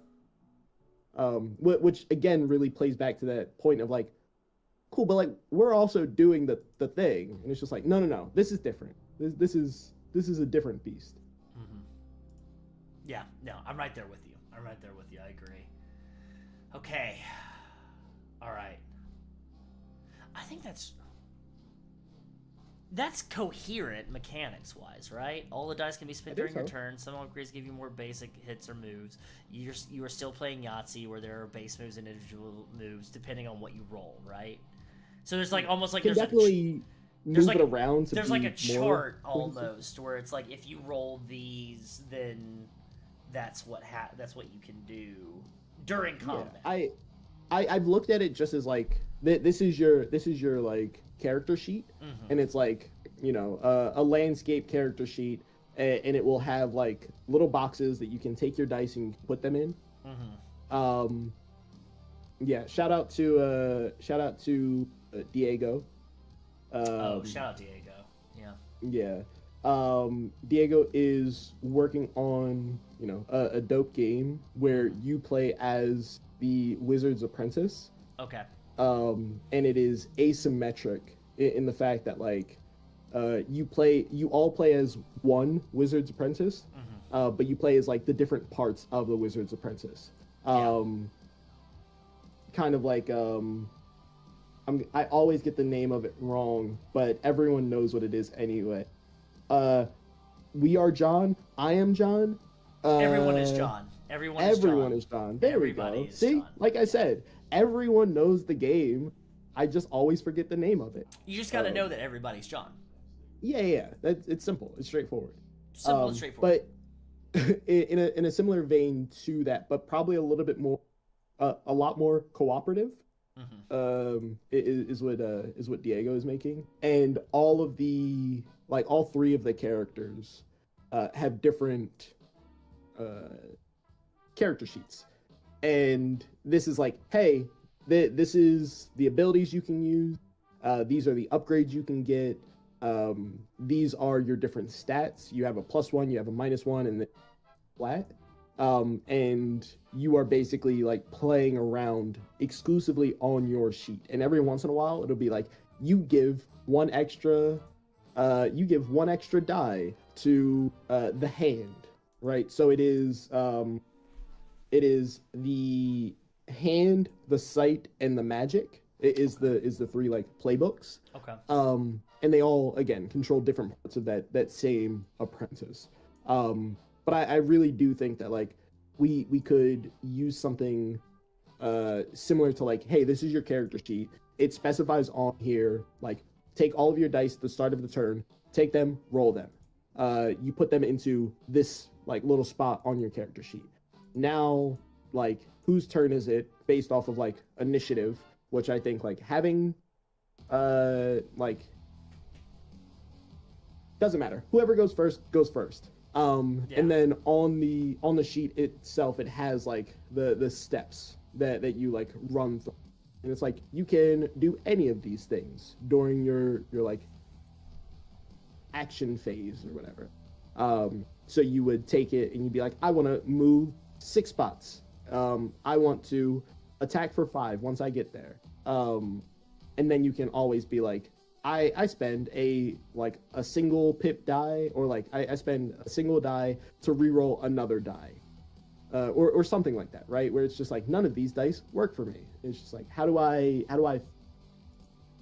like that sweet spot of like dicey dungeon, but also reworking the mana system to be a little bit more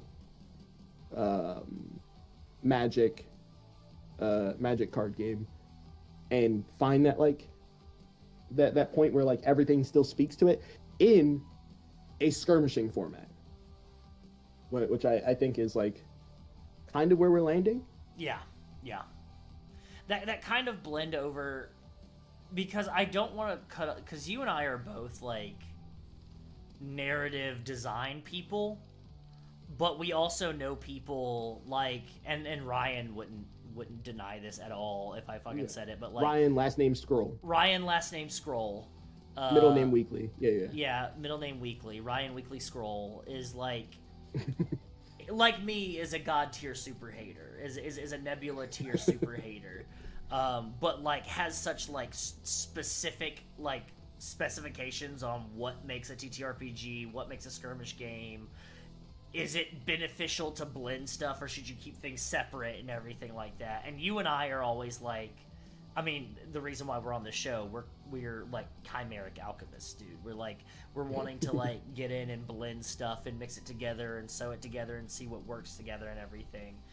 And I think that we can have our cake and eat it too, where the majority of this feels like, oh yeah, like this is a tactical mechanics. Oh, isn't this so cool? Like we're getting in and we're doing combat and everything like that.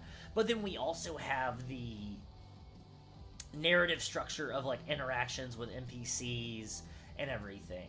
I think we can keep that combat, and I think we can also tie something that I've always wanted to do is like making a vulnerable move more than just a way to have sex narratively between your characters and everything like that, making your Barbies kiss and everything.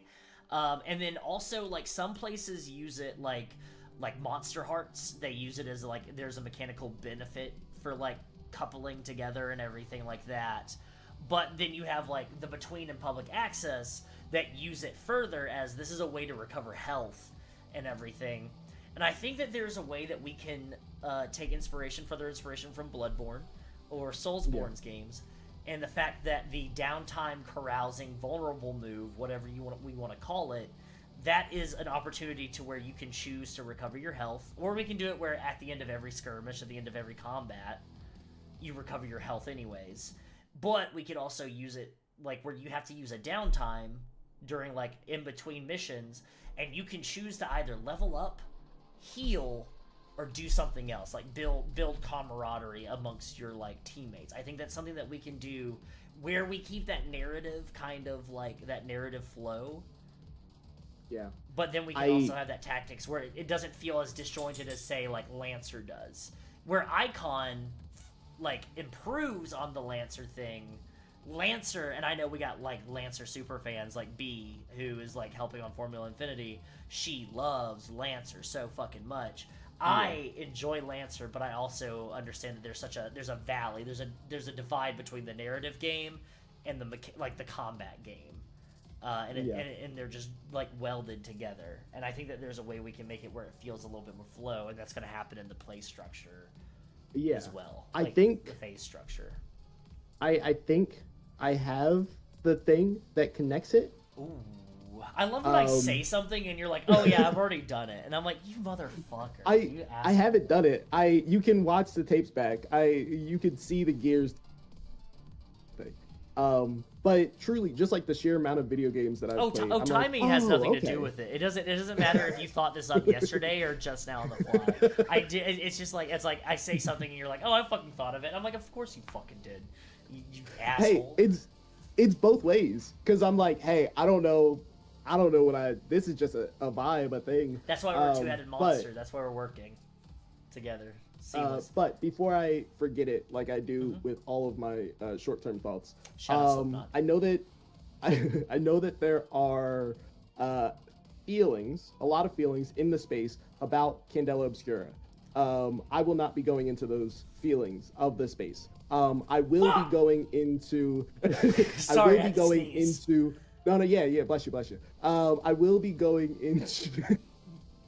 into their downtime mechanic. Okay. And the fact that it is a single pool of dice that are rolled during the downtime, and you all have to determine between yourselves as players who gets these benefits, right? You can spend these dice during the downtime, which is just like after you finish the mission, now you are in the downtime. This is when you can decide to heal. This is when you can decide to do your like recovery missions. This is when you can decide to go get new equipment. This is when you can decide to level up. And I think that it further pushes like the asymmetry. Like instead of in like a 5e, everyone levels up at the same time, everyone gets benefits. If like there's a situation where it's like, pardon me, 2024 edition, 2024 edition, 5th edition, they still allow XP. Hey, I'm just saying. Truly, the speed at which my filter came in and tackled. I saw it. You wanted to say a slur against me. I had the Minority Report pre-hate crime. I saw it in my brain, like it was just like. Hey, it was just a very generalized. We're both hate queer. Crime. It was a very general. It wasn't specifically at you. But goodness gracious. 5e.2. Yeah. But I really like the concept of this game basically taking a step away from you are all always on a team 100% of the time. Mm-hmm. There is zero reason for you to ever doubt each other. I like the place that like a lot of games are playing in, or like more games nowadays it feels like are playing in with this this like similar to how Chainlink specifies it, like semi-cooperative. And like Chainlink, so good. And we have Andrew in the chat, maybe. But oh man, it's truly like Ethan clapped. But I really love the idea of what if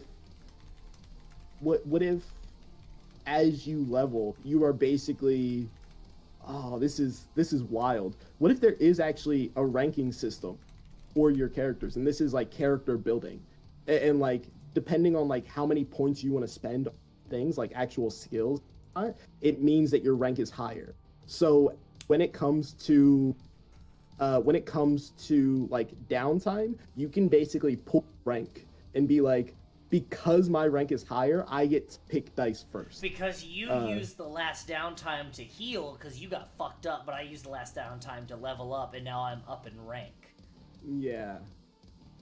Something like that, or possibly it could be more towards like the draft that we were talking about, where it's like the reason why we're all like down here on the bottom is because we all were like the last picks. I love the idea draft. that in an effort, because like I love the idea of fascism masquerading as liberalism in order to push forward fascism.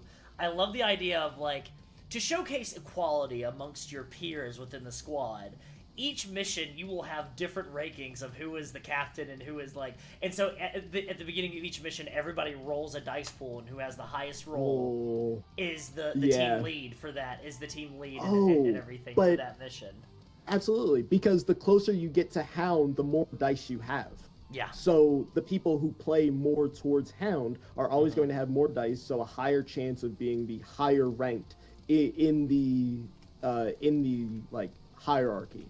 Oh man, that's wild, and it also puts this weird spin on it, because I feel like there will be instances in play where you can basically pulling rank. Absolute, gotta keep it going. I think that there will be instances in play where you can basically interact with the world to force a level up, or to force a like a modification on yourself. and this is like interacting with wastoids is like the most extreme.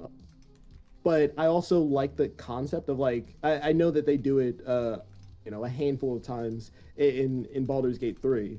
But the instance of like, hey, do you want to sit down and get surgery done? It's like you don't know what's actually going to happen, but it could be a good thing, or it could just suck, and it could just like make it so that you are like bad for the next day, or something along. But I do really like the concept of like the people who are on the bottom of the pecking order are kind of fighting for scraps, dog themes, to be like, cool, I'll do whatever it takes.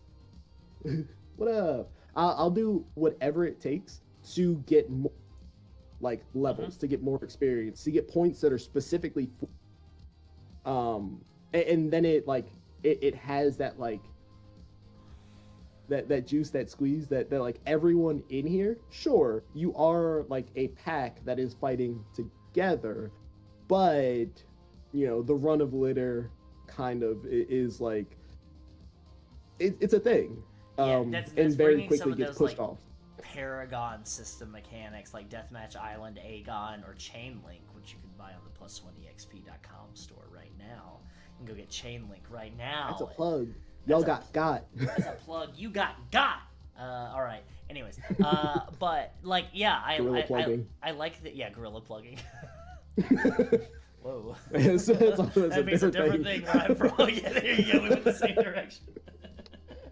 Also, yeah, just to put a note on the Vinvox pulling rank with dog motifs, I'm getting lightheaded.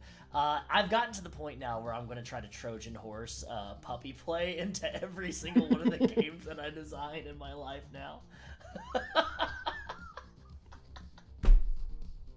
Hey, I mean, it's the life of a good boy. What can I tell you? And I can't stop them. No, you can't. You can't. That's the best part. All right. That's right. Exactly. This is how Joke's on you. We don't even have to wait till day one. We got it before that. Jesus Christ. This is how I do. This is how I build the ranks of my Transmask army here. Oh baby. This is my Uncle Sam, my propaganda. It's a reverse dog whistle. No, it's still a dog whistle. But it's exclusively to no, it works. What are we doing? Speaking of getting lightheaded. There we go. All right, sick. Okay. All right. This is some solid stuff here. Yeah. We've talked about mechanics in the sense of like in combat, and I think that we can flesh that out like further. But I think that like where we're at with that seems pretty solid. I think do we want to take a step back and look at like the mission structure, or like do we feel like enough of the mission structure is all handled? Because I feel like we've all also kind of yapped about that with the fact that like some of like you build out your tableau, you build out your dungeon, if you were, and then as you proceed forward, you flip cards over, and then these cards will have like different things specified based off either color or suit, number, or if it's like a face or a joker, or anything along those.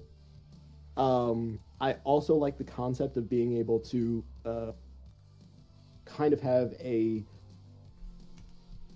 timer, maybe, or something along those lines of like, oh yeah, you need to do this mission and you need to do it in 3 turns. And it's just like, we need to go 8 spots in 3 turns. And I like the concept of almost being like pushing your luck to be like, we can move again, but whatever we like stumble on in the next flip, it is going to be like escalated. So you're kind of like hoping that like the hand that you've been dealt is kind, but most likely you're going to be on the back foot running into like a gunfight, and you're just like, oh no, we weren't like prepared to be in a gunfight right now, and they are now all shooting at us. Do you want to call the missions operations assignments or jobs? Of those three, of those four, or any if you have any alternative. I like jobs because it feels very like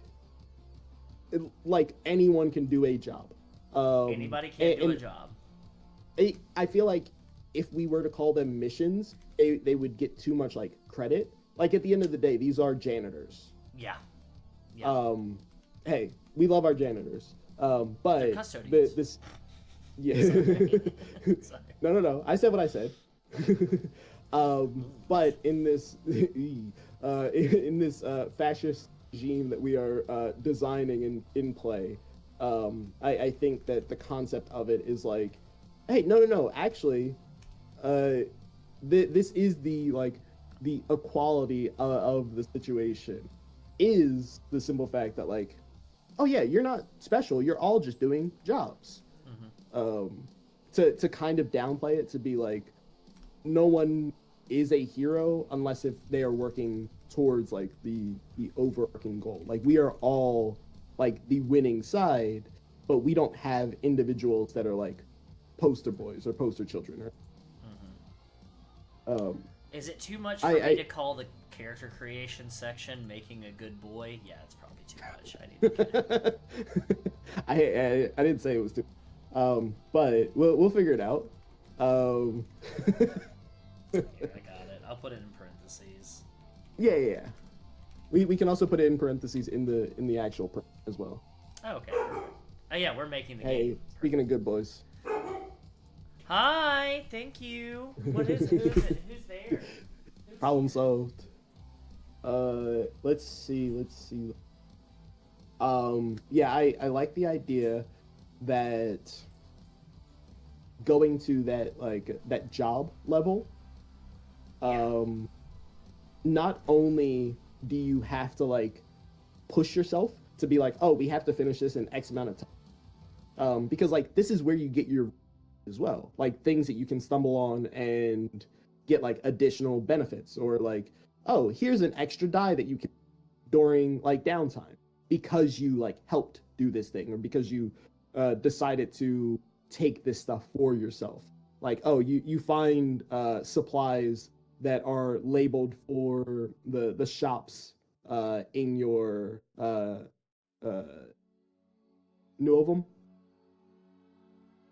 Novum. You're muted still. Oh, Novum. Yeah, Novum. Yeah, Novum. Yeah, you got it. Yeah.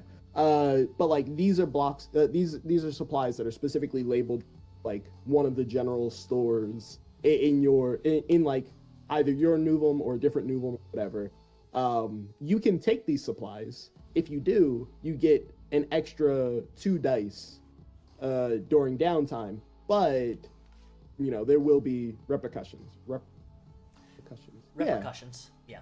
Repercussions. Yeah, Goodness repercussions. gracious. It's not repercussions. Yeah. It's repercussions. It's weird. English is weird. It's fucking. My brain was just like, we're gonna latch onto this thing and we're gonna ride it into the ground.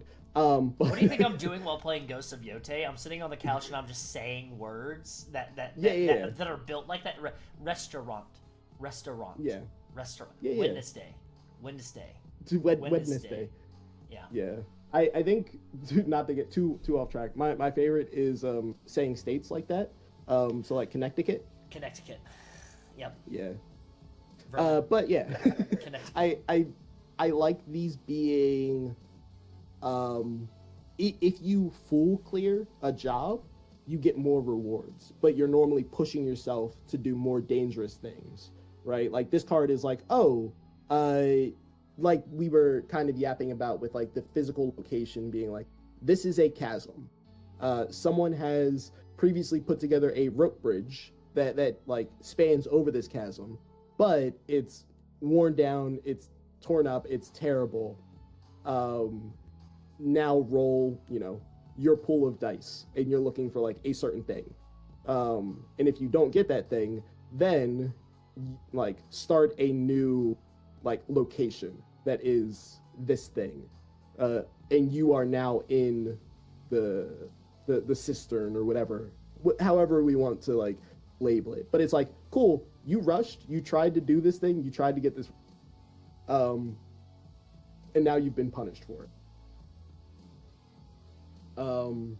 I don't know if I've said already, but I also like the concept of being like, this is where this job splits. Like there are two paths, and it's possible that like the end of your mission can be at either of these two places. So it's like, do we all go down one way and boom, boom, boom, boom, boom, and then realize we've gone the wrong direction, like 50-50 direction? Or do we split up, go in teams of two, and then like be down hands when we like end up falling into like a combat or something? And like really playing around with that idea of like, you can probably like take care of everything if you all were competent enough to handle the jobs by yourself. But because these jobs can get very deadly and can get very tricky, it's almost this balancing act of like, you are your own resources, of like, how thin do you want to spread the party? And also, I like the idea of if two people are going to, like, to use this fork analogy again, if two people are going along the top fork, and one of the cards is you get a reward, the people who get that reward is those two players. To again really to really just show that there is division and derision. I think that's right. In this group, I'm going to double check because it's very word. But yeah, to show that it kind of, no, it doesn't.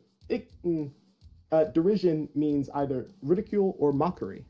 So it could, but not in the same sense as like division. Yeah. Division seems very. Hey, I like words. But I like the vibe of like of this where you're almost rewarded for splitting the party, and like forcing yourself too thin in this place for this job that isn't giving you enough resources to continue doing the job. So you have to make do with any resources you can find out and about. And like that shows in like the downtime of like, there aren't enough resources for all of you to heal, for all of you to level, for all of you to like go and like have moments of like breather downtime or anything. And I really like that play where it's just like the mechanic is speaking directly to the narrative in that of like, hey, there could be enough resources for your entire pack, and every other pack. Oh damn, are they packs? Instead of squads, they're packs. Yeah, they're packs. Yeah, I keep saying it. Here, let me command F every time we've said squad, and then I'm going to hit replace with pack, and then replace all. Perfect. And that probably worked. Well, there was only like 2 or 3 instances of it, so should be fine. I think it's pack. We're just leaning into it. All right, this is probably play the RPG. Yeah. Vin's happy. That's all that matters. Yeah. And we'll have vulnerable moves like boot maintenance or you got to keep the boots shined. Yeah. It's just how it works. Yeah. Terrible. I mean, instantly, what the thing is that like we are already leaning into the fucking puppy mask thing, but instead of like the squad, like the pack members wearing puppy masks, they're wearing helmets that have like antenna, that Yeah, look of like course. ears, right? They look Yeah, like but you hound have to ears. protect the antennas because that's how they get their missions. That's how they and get all their. that So stuff. they're So, encased. It's almost yeah, like the yeah, little yeah. Batman No, ears. It's it like makes that. sense. It makes sense. Yeah, yeah. Yeah. Yeah. No, Okay. Yeah. it's not And then weird. they've It's got not a visors. They've got visors, yeah, yeah, right? And they've got like yeah. visors. But and it then- needs to have a little bit more for the gas mask. Well, that's like when they put the gas mask on. Yeah, It looks like a of snout. course, yeah. Of course. Yeah, nobody. No. This game can fit so many kinks. We've got breath play. We've got puppy play. We've got body horror. We've got vor. We've got scat. We've got it all.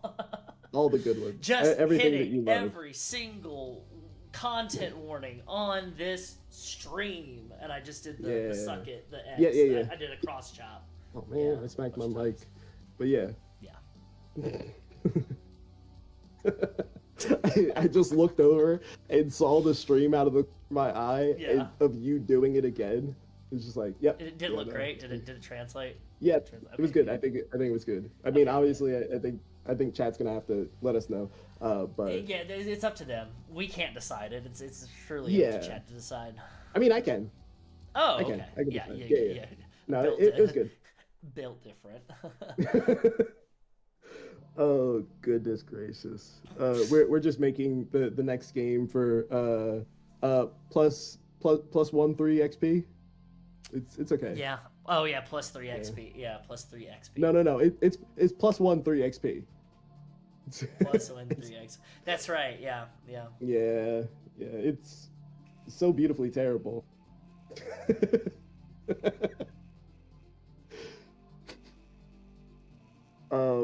Okay. Character creation. I know that this is. You're good. What do you I've got? already started like compiling sections of stuff, and feel free to see if we need this, we don't need this, whatever. I don't give a fuck. We're game designing. Yeah. We're in the kitchen. Absolutely. Yeah. We're in the pits. The kitchen. We're doing the thing. like a stir fry. Yeah. Shout out Offset. Character creation. I love the mechanic of being able to die in character creation. I know that now we're gonna go on an hour-long tangent about Traveler, aren't we? Hey, honestly, it's better to talk about Traveler. I like Traveler. This is me coming out and saying I like Traveler. Do I have to specify which Traveler? Mongoose Traveler? I think you. Does that make me a fascist? That's a good question. Ooh. Eee. Oh man, the truth come out? I don't know. We'll see. Anyways, character creation. Dying in character creation is very interesting.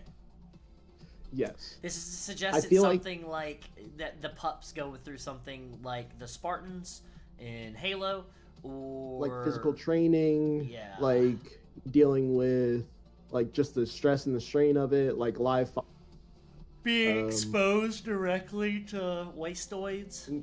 Yeah, of like, oh, if you can't deal with like a little bit of like this thing, it's very much that what is it? It's the in basic I training can't of like remember. the United States Marine Corps, them throwing you into a bunker that is shut off from air. There's no air circulation, and saying, "Put on your gas mask. We're gonna throw tear gas and like we're gonna put like tear gas in the room." Exactly that. And then take off your masks and like see whoever can stay in here the longest is the toughest. That kind of thing. Yeah, those things. Yeah, tasing somebody in the police force all the time. They're like, to understand what it's like to tase somebody, you yourself have to be tased. Yeah.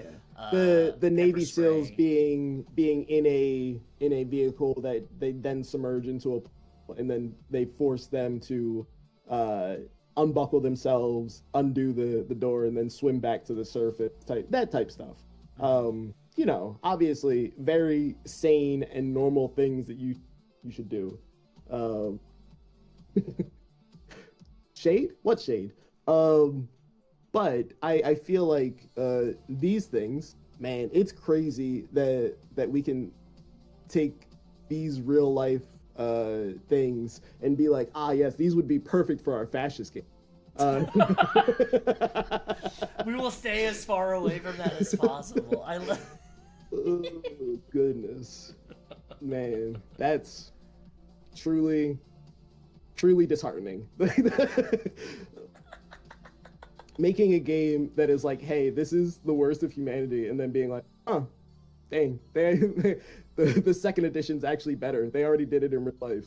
Yeah, well, I mean, that's truly like, I have done like, you are playing a disgusting person and come on in, that with like, I made a game to pivot exactly from that, which is called Bioagents. It's my Resident Evil like serial numbers filed off, and like you play Stars agents, but you're not with the police. You are Acorn agents, and you are like, it's like a whole separate entity, where you are like search and rescue people. You're social workers, firefighters, paramedics, like that kind of thing.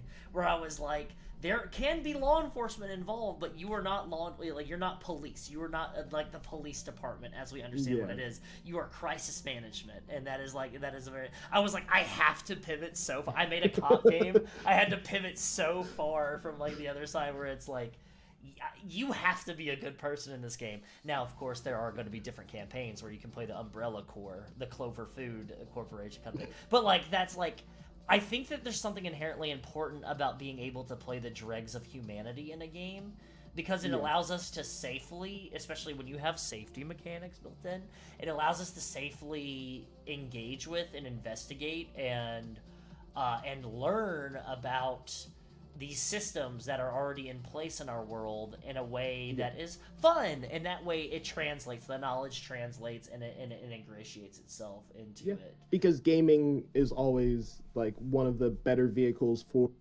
like giving information and like sending information across. Absolutely. To like, this is like, you can play in these safer parameters and understand what this thing looks like, and you can have like that layer, like you are playing as a character who is dealing with these things, and because of that, you don't have to worry about like your own.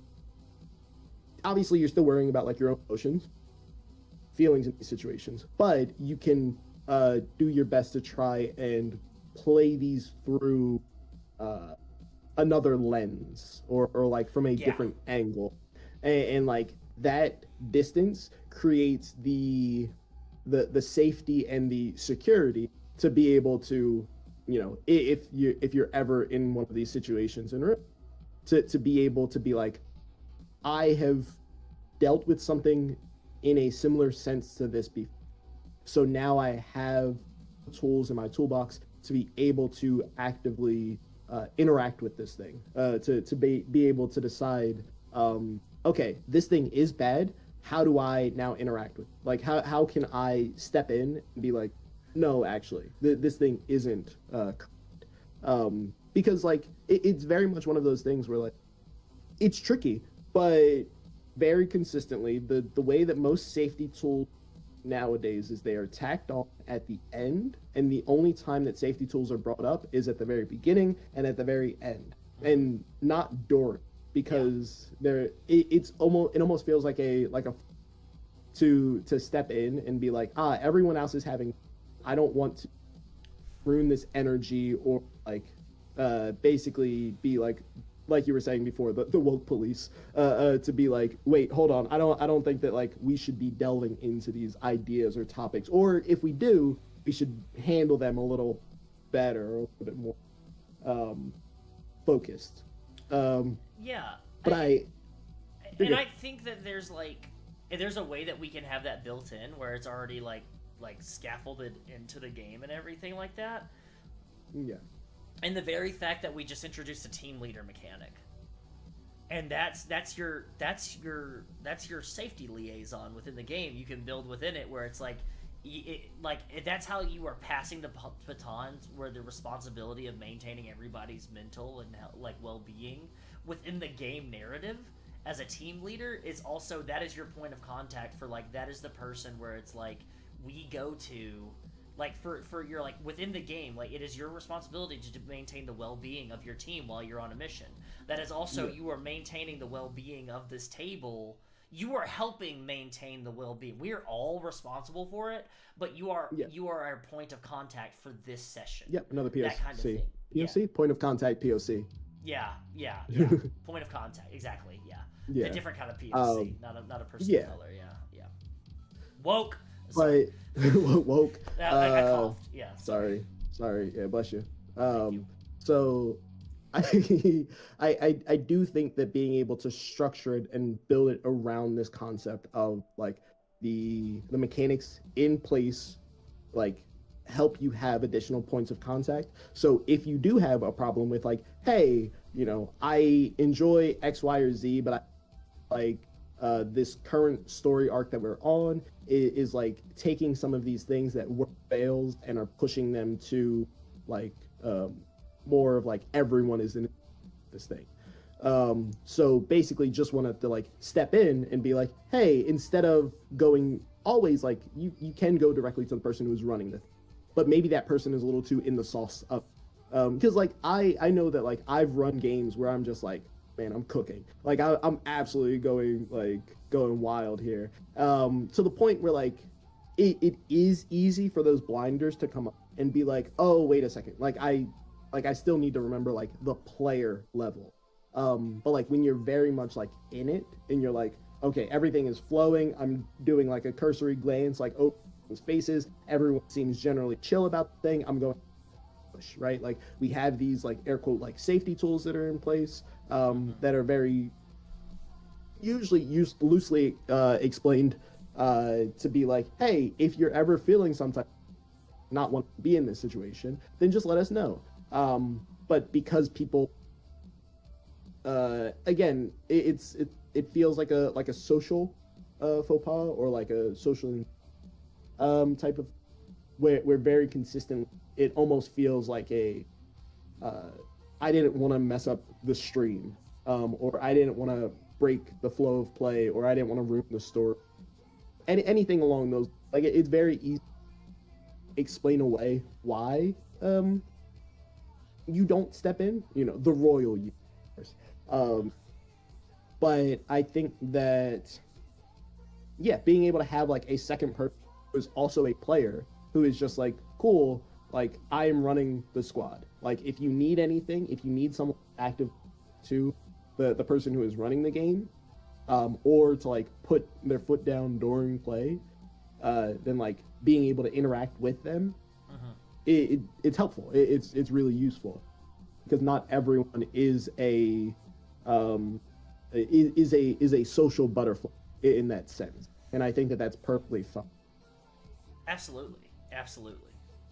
Yeah. No, I think that I love having built-in mechanics that help offload. One of the things that I do appreciate, I notoriously I believe that Band of Blades is over-designed because it tries to do too much. In my opinion, I know people will say that I'm dumb as fuck and I don't know how to play the game or whatever. But at Band of Blades, there's just so much going on that it ends up feeling like a board game each session. But the thing that I do love about Band of Blades is that each player, like, because it does troop style like play within that, because you can take different soldiers that you control on a different mission, but you each have your commander character. I love that, like, each playbook, which is like if you're the quartermaster or you are the, you know, you're the marshal or something, like you're the person that manages the troops, or you're the person that manages like the gear, or you're the person that like manages like the calls on what types of missions we do and everything. It takes each of the jobs of the GM that typically the GM is wearing all those caps, and it spreads it amongst the players so that the load is even amongst all of the players. And I appreciate that approach of Band of Blades. I think there's some other stuff where Band of Blades where you could consolidate to make it a faster, not like essentially a faster campaign experience, but a more fast-paced experience where it's able to be able to pick moment up to moment, moment to moment. Exactly. Thank you. Yeah, that's like I love having different kind of roles built into that, and that's something that we can think of. I have the breakdowns here for. I'm switching over music here a little bit. Sorry, I kind of built it up with like character creation, building a good boy. What are things that we're looking into, which is like the name. That's always like a thing. Is like choose your name. We can do pick lists or whatever of like here's inspirations, but you can write your own. I love how Carve from Brindlewood does that, where like here's or like Power for the Apocalypse games specifically as well. I know Apocalypse World does it as well. Monster Hearts does it, but like having that thing of like pick list where it's like here's something you can choose from, but then also you can like write your own. Then we have your Ultimopolis background. What do you do? What did you do in Ultimopolis? What did your family do? Like that whole kind of thing before you, like, cause I, like, kind of like, and this is gonna be like a general area. It's not like oh, I was a cook or I was something because we're starting as pups. Like that's the whole thing. You start as like kids, but it's like, what kind of background did you come from? Did you come from a large family? Were you an orphan? What's that kind of thing? And I think we can fit some mechanical stuff in there too, depending on what you pick. That can choose, like, instead of it being like, oh, because you're this race, you're an orc or an elf, it is because your family, you come from a military family, you come from like a custodian family, this stat gets raised, this stat gets lowered, and you start with this move. That kind of thing. I love having something like that. And then we have your designation, your hound designation. What role do you play in the squad? And that can be your class. That's our playbooks and everything. And I love because like how you're saying is like, yeah, you have the Wastoid track or you have the Hound track. I would love to have double-sided designations, like double-sided playbooks, where it's like, there is a correlation for like the medic playbook. There is a equal or greater Wastoid version of that, where you're like, like an alchemist or something along those lines, where it's like you're like brewing like stomach potions, or like you're making polyps that you're putting into people's mouths, or whatever kind of weird gross shit we can make up with, where it's representing medical stuff but it's fucked up. And those are different, like those have different moves and everything, they do different things, but there's like some correlation between like there's some correlation, which doesn't exactly equal causation, but there's correlation between the two. That doesn't make any sense. The greater thing that was the point I was making. I love correlation does not equal causation, and causation doesn't equal correlation. Every time I say one or the other, I just say the other directly afterward, and it's just like that's not how that works. And it's just like, no, I know. I'm the one who's making the. I'm making the point. I'm making a funny. And sometimes I have to like clarify with people. This is a bit. Wake up!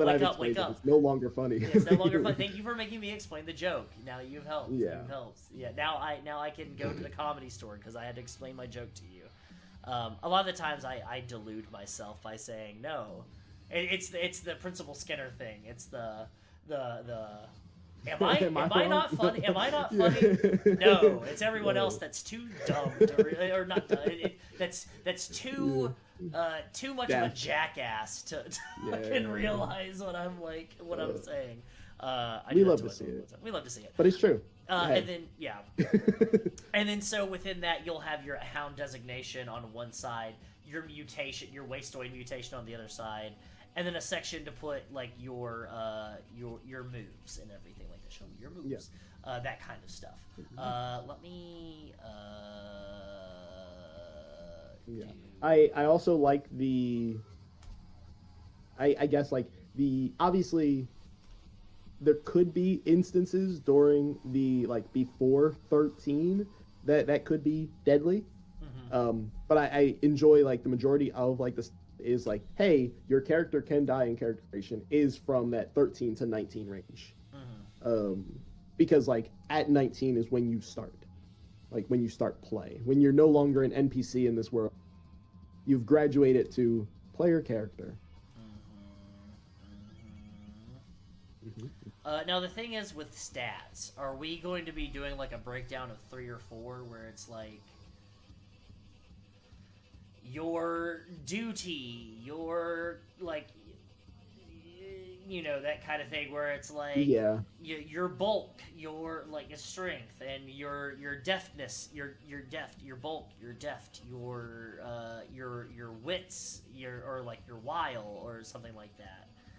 and we're gonna have like 4 or 5 or 6. Like, what do you like? I feel like 4 is always a good thing to hit. 3 and 4 usually feel like that healthy spot. Yeah. I do like the idea that like because this is like character creation is getting more Fallout coded of like you are doing like the test or the questionnaire. Your vigor, your vitality, your intelligence. Yeah, that's what 7 special. So yeah, it's 7, so it's like 7 straight. different stats. Oh, 7 different Strength, stats, yeah. perception, endurance, charisma, intelligence, agility, luck. Yeah, that was probably terrible podcasting. Yes. Fucking, because we both said them at the same time. Let's do it again and just be at the same time. Let's do it again at the same time, but let's not adjust at all or anything like that. Okay? 5, 4, 3, 2, 1. Strength. Perception, strength, charisma, and then perception, intelligence, and then agility. And you forgot endurance. I did? Okay, great. Yeah, I am so smart. I am so smart. SMRT. I mean, SMR. That's it's okay. There's only 9 minutes left of this, so you're all safe. Oh, I wouldn't say that. Air quotes safe. Air quotes. So we've done mechanics in combat. Okay. We've done mechanics in overworld exploration. The overworld exploration is comparatively a lot more narrative, but you can also get mechanical buffs or debuffs in this area. There is the understanding that there is a timer during your job. So this kind of forces you to do things that are dangerous, to rush into engagement as opposed to just being, oh yeah, and we clear every single job. I also kind of like the idea of being able to deep for engagements to be like, cool, one person has walked into this engagement. We now, like all collectively as players, can see this engagement. I, as a character, am going to decide I'm not going to engage in that, so I get to basically skirt around that and go to the next card. Yes. And then in that same vein, someone else could be, oh, I also don't want to help in that engagement deal with this dispute. I'm going to leapfrog over both of them, and I'm going to go to the card after that. So it gets to this point of like, hey, I need help. I'm like, I'm pinned down by gunfire. It's just good luck. It just like, you know, continuing to like push forward because like, yeah, you're doing your job of tanking damage right now. We're going to go do the actual mission, the actual job. Also, if you find loot in those places and you are solo, then that is your loot now. And no one else can stop you. If there is something that is like, hey, there's a decision that needs to be made, you are the commanding officer in this group now, in this pack, because you are the highest ranking one here. So because of that, you get to decide, oh, cool, this is what my character would do, and not in the very the beautifully scummy way of being like, well, it's just what my character would do. But truly be like, oh no, my character is going towards like Wasteoid path. They just like these NPCs that I ran into got lucky that the rest of my squad here with me. I decided to do that. But I'll let you go. I'll take the benefit or the bonus, right? And like this may come back to haunt me later, but it plays in that space of like everyone is on the same team and going goals, but the steps along the way are different every. I do really like the feeling of it being like asynchronous. Yeah. Where it's like people on the back foot still like fighting tooth and nail just to try and like get to where other people are starting the same pack.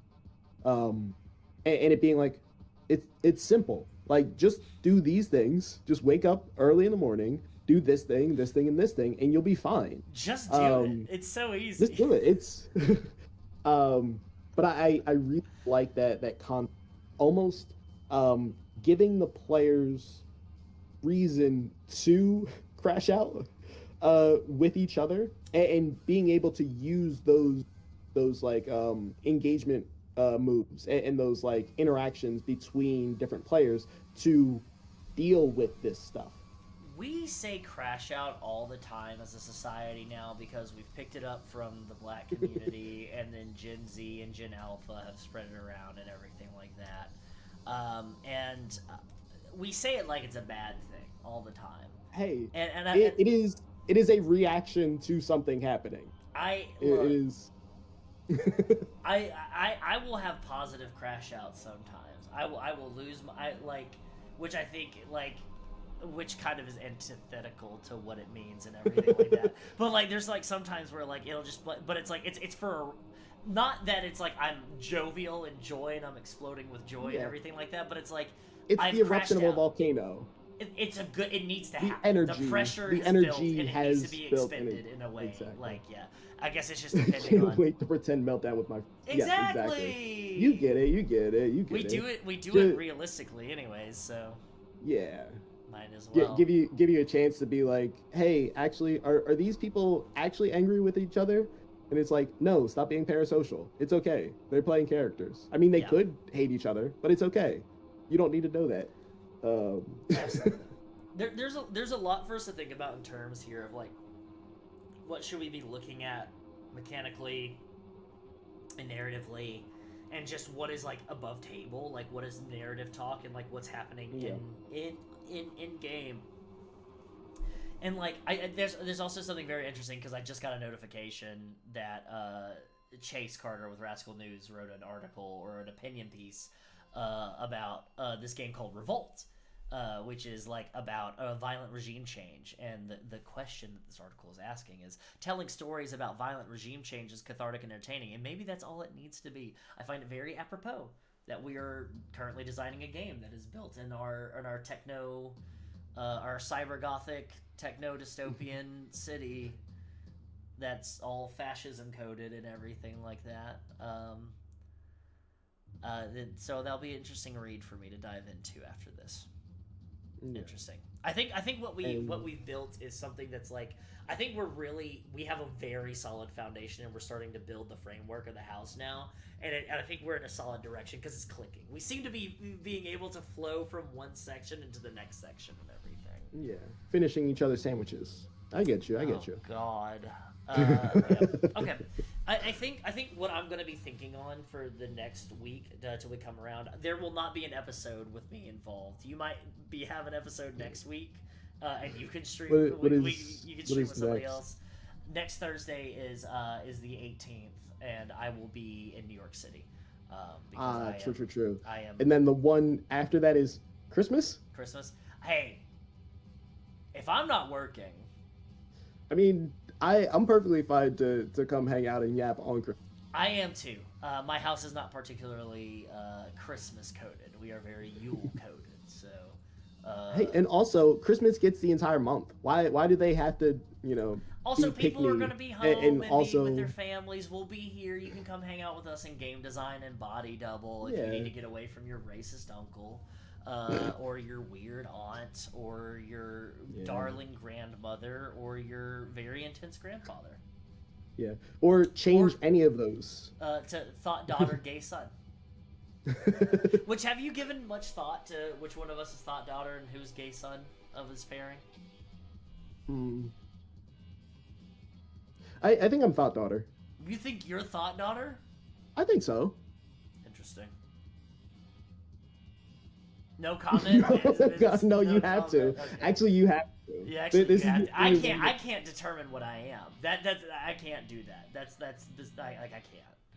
Like. Yeah, no, This is the rest of the the rest of the stream. Is us just waiting for just figuring out who in the chat who actually think comment. Is gay daughter and thought son. This is something that I could also pose on Blue Sky afterwards. It's also true. To really hammer home who was who and everything like that. Okay. After we get... You got dang. modded? No! Ah! We can't help you there. We can't help you there. Both daughters were both daughters? Wow. Wow. We're like the Mary Kate and Ashley of thought daughters. Great. I was going to go with Paris Hilton and Nicole Richie, but... Oh, yeah? Yeah.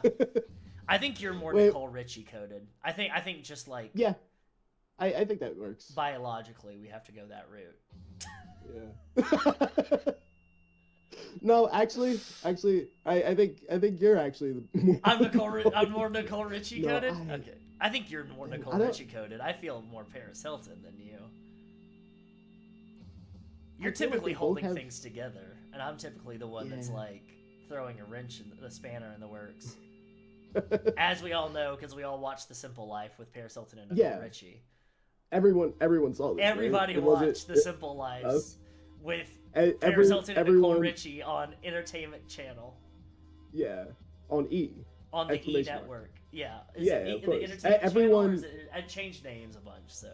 Everyone who was watching this was alive when that was out, right? Everybody absolutely watched every that single person when watching you got this? home from school because you were a latchkey kid, and so you just watched whatever while you were doing, because you did whatever, because you would get high, and then you would do homework, because you can't play video games and play homework. But when your parents get home and they say, "Did you do your homework?" You go, "Yeah, it's already done. Can I go play video games?" And they're like, "Fuck yeah, dude." And then they don't know that I actually watched The Simple Life starring Paris Hilton and Nicole Richie on E, also formerly known as the Entertainment Channel or the Entertainment Network. So,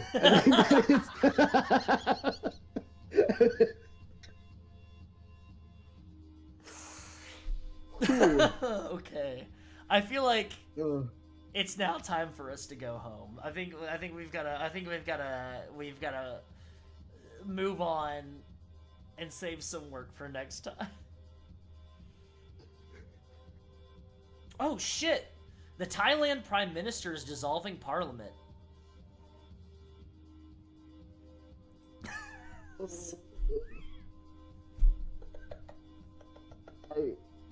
I can't. There's so much stuff happening. I mean, also, I don't know if you noticed, but it's like Disney is apparently investing $1 billion into AI for their fucking stuff. So I don't know.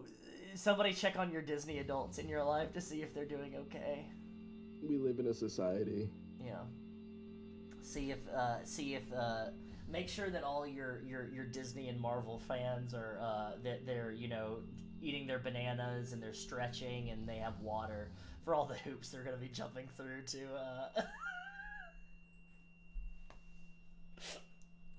legitimize their concerns like giving money to that company. Okay, I'm done. Let's end it. Let's fucking stop. Let's pull the plug. You gotta keep reading. You have more stuff before I can do my spiel.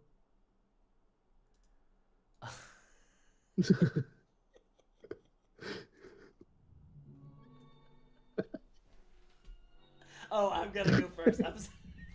You have to keep I'm holding us hostage. That's what I'm saying.